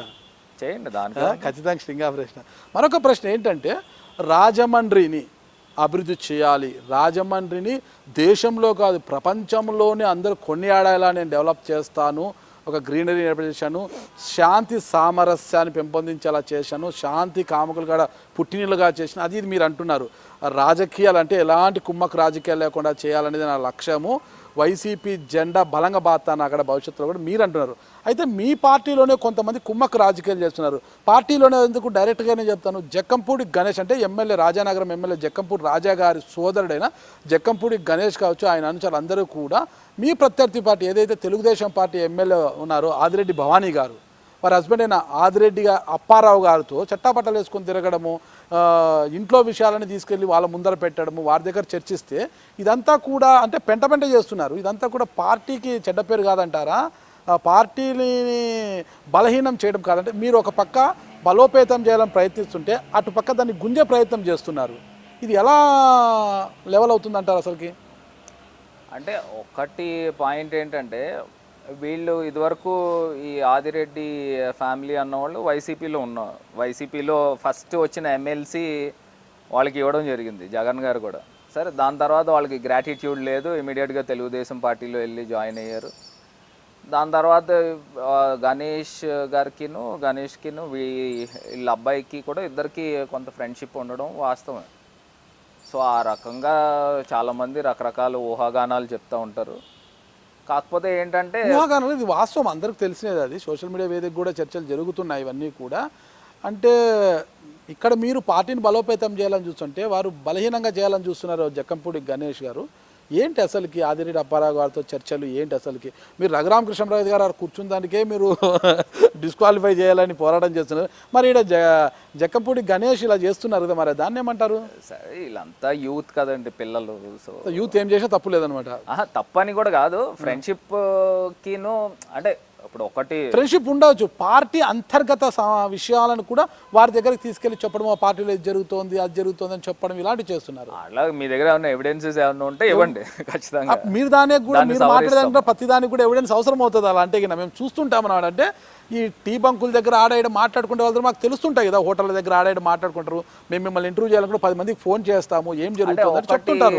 ఇవన్నీ ఎవిడెన్స్ తో కాదు. నేను చెప్పాలనుకున్నది ఏంటంటే, రౌత్ సూర్యప్రకాష్ గారు ఎమ్మెల్యే కింద కంటెస్ట్ చేసినప్పుడు, నిజంగా ఆయనకి కంటెస్ట్ చేసినప్పుడు బ్యాక్ స్టాబింగ్ జరిగిందనేది వాస్తవం. చాలామంది నాయకులు ఆయన్ని ఓడించారు, దగ్గరుండి పార్టీలోనే ఉంటూ ఓడించారు అనేది వాస్తవం. సో దాన్ని అధిగమించుకుంటూ రాజమండ్రిలో మళ్ళీ ఇలాంటి ఇన్సిడెంట్ రిపీట్ కాకోకుండా దాన్ని ఎలాగ అధిగమించుకుంటూ వెళ్ళాలనేది నేను ఒక ప్రణాళికాబద్ధంగా వెళ్తున్నాను.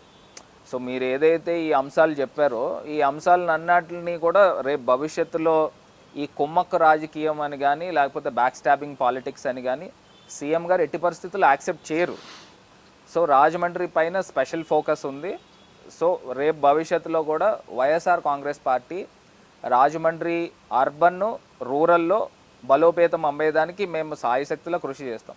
రూరల్లో మన కడియం మండల్లో 15% ఓట్ షేర్ పెరగడము అది మా విజయం. ఖచ్చితంగా 3 పార్టీలు కలిపి పోటీ చేసిన 15% ఓట్ షేర్ పెరిగింది.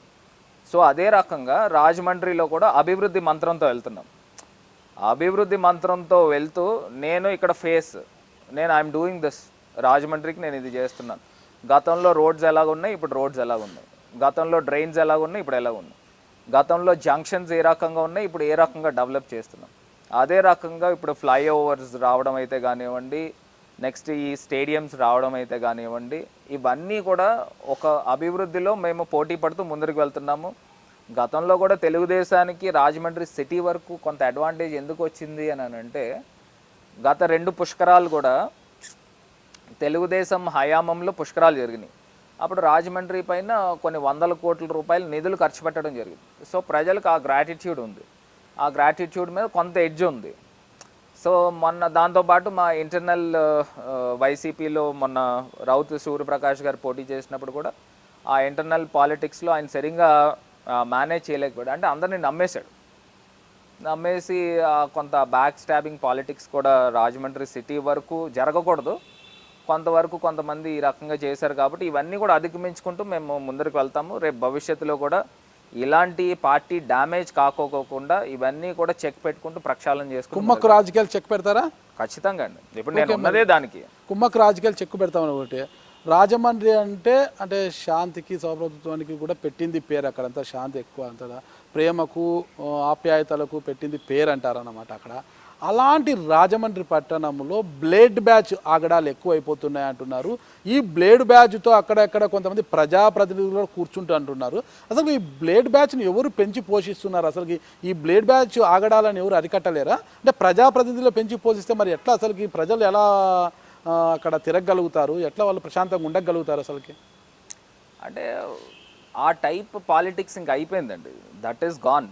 ఇప్పుడు ఏదో రౌడీజం చేద్దాము, లేకపోతే ఇంకోటి చేద్దాము. ఇప్పుడున్న నెట్వర్కింగ్, ఇప్పుడున్న సోషల్ మీడియా, ఇప్పుడున్న అవేర్నెస్లో సో అది ప్రజలు ఎవరు కూడా హర్షించరు. సో ఈ బ్లేడ్ బ్యాచ్ ఇవి అంటారా, ఇప్పుడు అందరూ కూడా చాలామంది సినిమాలు చూస్తున్నారు. యూత్ అందరూ కూడా ఈజీ మనీకి అలవాటు పడ్డారు. ఈ క్రికెట్ బెట్టింగ్స్ అయితే కానివ్వండి, ఈ రకమైన ఈజీ మనీకి అలవాటు పడటంతో ఈ కుర్రవాళ్ళందరూ కూడా ఏదో రకంగా మనము డే గడిపేయాలా. సో ఆర్థికంగా ఇబ్బందులు ఉన్న వాళ్ళందరూ కూడా ఇలాంటి రాంగ్ ట్రాక్స్లోకి రావడం కూడా కరెక్ట్ కాదు. సో నేను ఎప్పటికప్పుడు పోలీస్ శాఖతో కూడా ఎప్పటికప్పుడు డిస్కషన్స్ చేస్తూ ఎక్కడెక్కడైతే ఈ కుర్రోళ్ళు ఈ రకంగా రాంగ్ వేలో వెళ్తున్నారో వీళ్ళందరినీ కూడా రెక్కి పెట్టి ఐడెంటిఫై చేయమని నేను ఎప్పుడు చెప్తా ఉంటాను. సో వీళ్ళందరికీ కూడా కౌన్సిలింగ్ ఇప్పించాలి. ఒకవేళ మరీ మితిమీరిపోయి ఉంటే ఇమీడియట్గా రౌడీ షీట్ ఓపెన్ చేయండి. వీళ్ళందరికీ కూడా నగర బహిష్కరణ చేయాల్సిన అవసరం ఉంది. ఇవన్నీ అంశాలు కూడా ఎప్పటికప్పుడు మా రాజమండ్రి అర్బన్ ఎస్పీ గారితో కూడా ఎప్పటికప్పుడు మాట్లాడుతూ ఉంటాం. సో ఇలాంటి పిల్లలు ఎవరైతే ఉన్నారో వీళ్ళందరూ కూడా మనుషులే, మంచివాళ్లే. కాకపోతే ఏంటంటే ఈజీ మనీకి అలవాటు పట్టుకోవడం వల్ల చెడ్డవాళ్ళైనారు. అదే రాంగ్ ట్రాక్లో అవుతున్నారు. వీళ్ళందరినీ కూడా కౌన్సిలింగ్ చేసి వీళ్ళందరినీ కూడా రైట్ ట్రాక్లో పెట్టాల్సిన బాధ్యత యాజ్ ఏ అన్నయ్యగా నాకు ఆ బాధ్యత ఉంది. ఖచ్చితంగా వీళ్ళందరినీ మీకుంది. మరి ఆ ప్రజాప్రతినిధులకు లేదంటారు? వారు ఎందుకు వారితో కూర్చొని బిర్యానీలు తీయడము, మందు కొట్టడం చేస్తున్నారు? ఎవరు వాళ్ళు? చాలా మంది ఉన్నారండి. పేర్లు ఎందుకండి? వాళ్ళని ఇంటర్వ్యూ చేసినప్పుడు వాళ్ళని డైరెక్ట్గా అడుగుతాను నేను. మీరు పేర్లు చెప్పారు కదా ఎలాగో, మరి మేము ఎందుకు చెప్పాలి? అంటే ఇప్పుడు ఒక్కటండి, రకరకాల ఒక్కొక్కళ్ళ మైండ్ సెట్ ఒక్కొక్కలా ఉంటుంది. ఇప్పుడు నా వరకు ఏంటంటే రాజమండ్రి ఒక పీస్ఫుల్ సిటీ. ఇందులో అసలు ఈ రకమైన బ్లేడ్ బ్యాచ్ కానీ లేకపోతే రౌడీ మూకలను కానీ ఎట్టి పరిస్థితులు ఎంకరేజ్ చేసేది లేదు. వీళ్ళందరినీ కూడా సప్రెస్ చేసి, ఇప్పుడు నాతో కూడా కొంతమంది ఎవరైనా రౌడీ షీటర్స్ తిరిగినా వాళ్ళందరూ కూడా ప్రక్షాళన చేసుకుని మీరందరూ కూడా మార్పు అయితేనే నా దగ్గరికి రండి. మీరు ఎప్పుడైనా మీరు ఈ రకమైన రౌడీజం పాల్పడితే మటుకి నేను అసలు యాక్సెప్ట్ చేయను, మిమ్మల్ని కూడా అరెస్ట్ చేయిస్తానని వార్న్ చేసిన సందర్భాలు కూడా ఉన్నాయి. ప్రస్తుత పరిస్థితుల్లో బ్లేడ్ బ్యాచ్ ఆగడాలు ఎక్కువైపోతున్నాయి. అసలు మార్గాన్ భరత్ రామ్ గారు అక్కడ లేకపోతే, ఎంపిక లేకపోతే రాజమండ్రి రావణ కాష్టంలా మారిపోయింది, రావణ కాష్టం ఏదని పబ్లిక్ అంతా అంటున్నారు. మరి అసలు ఈ పరిస్థితి నుంచి మీరు ఇంకా ప్రజల్ని ఎట్లా హ్యాపీగా ఉంచుతారు? అసలు మీరు లేకపోతే రావణ కాష్టం అంట, మరి ఎలా ఇది? మీరు లేకపోతే ఏంటి పరిస్థితి? అంటే అలానేం లేదు. ఇప్పుడు జగన్ గారు ఉన్నారు, సీఎం కింద ఉన్నారు. సో ఆయన మొత్తం అంతా మానిటర్ చేస్తారు, అలానేం లేదు. కాకపోతే నా వరకు నేను డిశ్చార్జ్ చేయాల్సిన డ్యూటీస్ అన్నీ కూడా చేస్తాను. నాకు రాజమండ్రి సిటీ అనేది ఒక డెవలపింగ్ సిటీ, ఒక పీస్ఫుల్ సిటీ, ఒక హిస్టరీ ఉన్న సిటీ. దీన్ని ఇంకా మనం హెరిటేజ్ పెంపొందించాలి తప్పితే ఈ రకమైన రాంగ్ ట్రాక్స్లో వెళ్ళకూడదు అనేది నా ప్రగాఢంగా నేను విశ్వసిస్తాను. ఎట్టి పరిస్థితుల్లో కూడా అలా వెళ్ళనివ్వను. నేనున్నంత వరకు ఖచ్చితంగా రాజమండ్రి ఒక పీస్ అండ్ ట్రాంక్విలిటీ ఉండాల్సిన సిటీ ఖచ్చితంగా అలానే ఉంటుంది. ఇక రాజమండ్రి అన్నిటికీ కూడా ఇప్పుడు అన్ని అంశాలు కూడా తెర మీదకి వచ్చేసిందో సైలెంట్గా ఉన్న రాజమండ్రి, అది కారణం తెలియడం లేదు. ఒక దళిత అమ్మాయి పైన అత్యాచారం అయితేనేమి, దళిత యువకుడికి గుండు కొట్టించిన అంశం అయితేనేమి, అన్నీ కూడా మొత్తం కూడా సంచలనం. గతంలో ఇప్పుడు మీ పార్టీలోనే ఒక ఎమ్మెల్సీ గతంలో దళితులకు గుండు కొట్టించి గాడిద మీద ఊరేగించడం అప్పటి సంచలనం అయితే ఇప్పుడు మళ్ళీ సంచలనాలకు కేర్ ఆఫ్ అయిపోతుంది. వీటన్నిటికీ దూరంగా పెట్టడానికి మీ దగ్గర ఉన్న ప్రణాళిక ఏంటి అసలుకి? అదేనండి, ఇప్పుడు యూత్ని అందరినీ కూడా రైట్ ట్రాక్లో పెట్టాలండి. ఈజీ మనీ అనేది అలవాటు అనేది అవ్వకూడదు. రెండోది కొంతమంది పిల్లలను కూడా నేను విన్నది ఏంటంటే గంజాయికి కూడా అలవాటు పడ్డారు అనేది ఒక అంశం ఉంది. ఎట్టి పరిస్థితుల్లో ఆ గంజాయి ఏదైతే ఇల్లీగల్ జరుగుతుందో దీన్ని పూర్తిగా రూట్స్లో చెక్ పెట్టాలి. ఎవరైతే ఇప్పుడు యూత్ అంటే మీరు చెప్పే అంశాలన్నీ కూడా మీరు చూసినట్టయితే చాలామంది మైనర్స్ కూడా ఉన్నారు. అట్లాగే 18-19 ఇయర్స్ ఏజ్ గ్రూప్లో ఉన్న పిల్లలు కూడా ఉన్నారు. వీళ్ళందరినీ కూడా ఒక బాధ్యత, రెస్పాన్సిబిలిటీ తీసుకురావాలి. ఇప్పుడు నేను యువత హరిత తీసుకుని వచ్చాను. వీళ్ళందరినీ కూడా చెడు మార్గాలకు వెళ్ళనివ్వకోకుండా వీళ్ళందరికీ కూడా ఒక మంచి అనేది నేర్పాలి. మీరు ఒక బేబీ అనే పదం నేను ఎందుకు ఎత్తుతున్నాను? ఇప్పుడు మీకు ఇంకా పెళ్లి కాలేదు, మీకు ఇంకా పిల్లలు పుట్టలేదు. ఈ మొక్కే మీ ఒక స్మాల్ బేబీ కింద మీరు తీసుకురావాలి, వాళ్ళకి ఒక లవ్ ఎఫెక్షన్ తీసుకురావాలి అనేది ఆలోచన. సో ఇది ఒక చిన్న స్పార్క్ బుష్ ఫైర్ అవుతుంది. డెఫినెట్గా ఇవాళ కాకపోయినా 5 years ఫ్రమ్ నౌ అయినా ఖచ్చితంగా చేయగలుగుతాననే విశ్వాసం నాకు. సో ఎవరైతే ఈ యూత్ ఉన్నారో వీళ్ళందరినీ కూడా రైట్ ట్రాక్లో పెట్టాలి. దాంట్లోనే నేను స్పోర్ట్స్ పైన కూడా స్పెషల్ కాన్సన్ట్రేషన్ చేస్తున్నాను. ఈ పాండమిక్ రాకుండా ఉంటే నిజంగా చాలా చేసి ఉండేవాళ్ళము. కానీ సరే, రీజన్స్ ఏదైనా కానివ్వండి, నేను కూడా బిలీవ్ చేసేది I don't want reasons, I want results. So results మీదే నేను కాన్సన్ట్రేట్ చేస్తాను. ఖచ్చితంగా మీరు ఫలితాలు సాధించాలని సాధించి యూత్ని అందరినీ కూడా స్పోర్ట్స్ వైపున తీసుకురావాలి. వాళ్ళకి సోషల్ రెస్పాన్సిబిలిటీ క్రియేట్ చేయాలి, వాళ్ళ ఫ్యామిలీ పైన రెస్పాన్సిబిలిటీ క్రియేట్ చేయాలి, వీళ్ళందరినీ కూడా ఎడ్యుకేషన్ పరంగా కూడా ముందుకు పుష్ చేయాలి. ఈ ఆలోచనతోనే ముందుకు వెళ్తాం. ఓకే, థ్యాంక్ యూ అండి. ఖచ్చితంగా మీరు ఇదే దుగ్గుడుతో ముందుకు పోయి ఎంపీ అంటే ఇలా ఉండాలి అని మొత్తం ఉభయ తెలుగు రాష్ట్రాల్లో కూడా మిమ్మల్ని కొనియాడేలా ముందుకు దూసుకుపోవాలనేసి నేను కోరుకుంటాను అండి. థ్యాంక్ యూ, నమస్తే. థ్యాంక్ యూ, నమస్తే. Hello, this is Renu Desai. Please subscribe to iDream. Subscribe iDream. For more videos, subscribe iDream. Hi, this is Revati Chaudhary. For more videos, please subscribe iDream. For more videos, please subscribe iDream. మీరందరూ కూడా iDream ఛానల్ని subscribe చేయాలని కోరుకుంటున్నాను.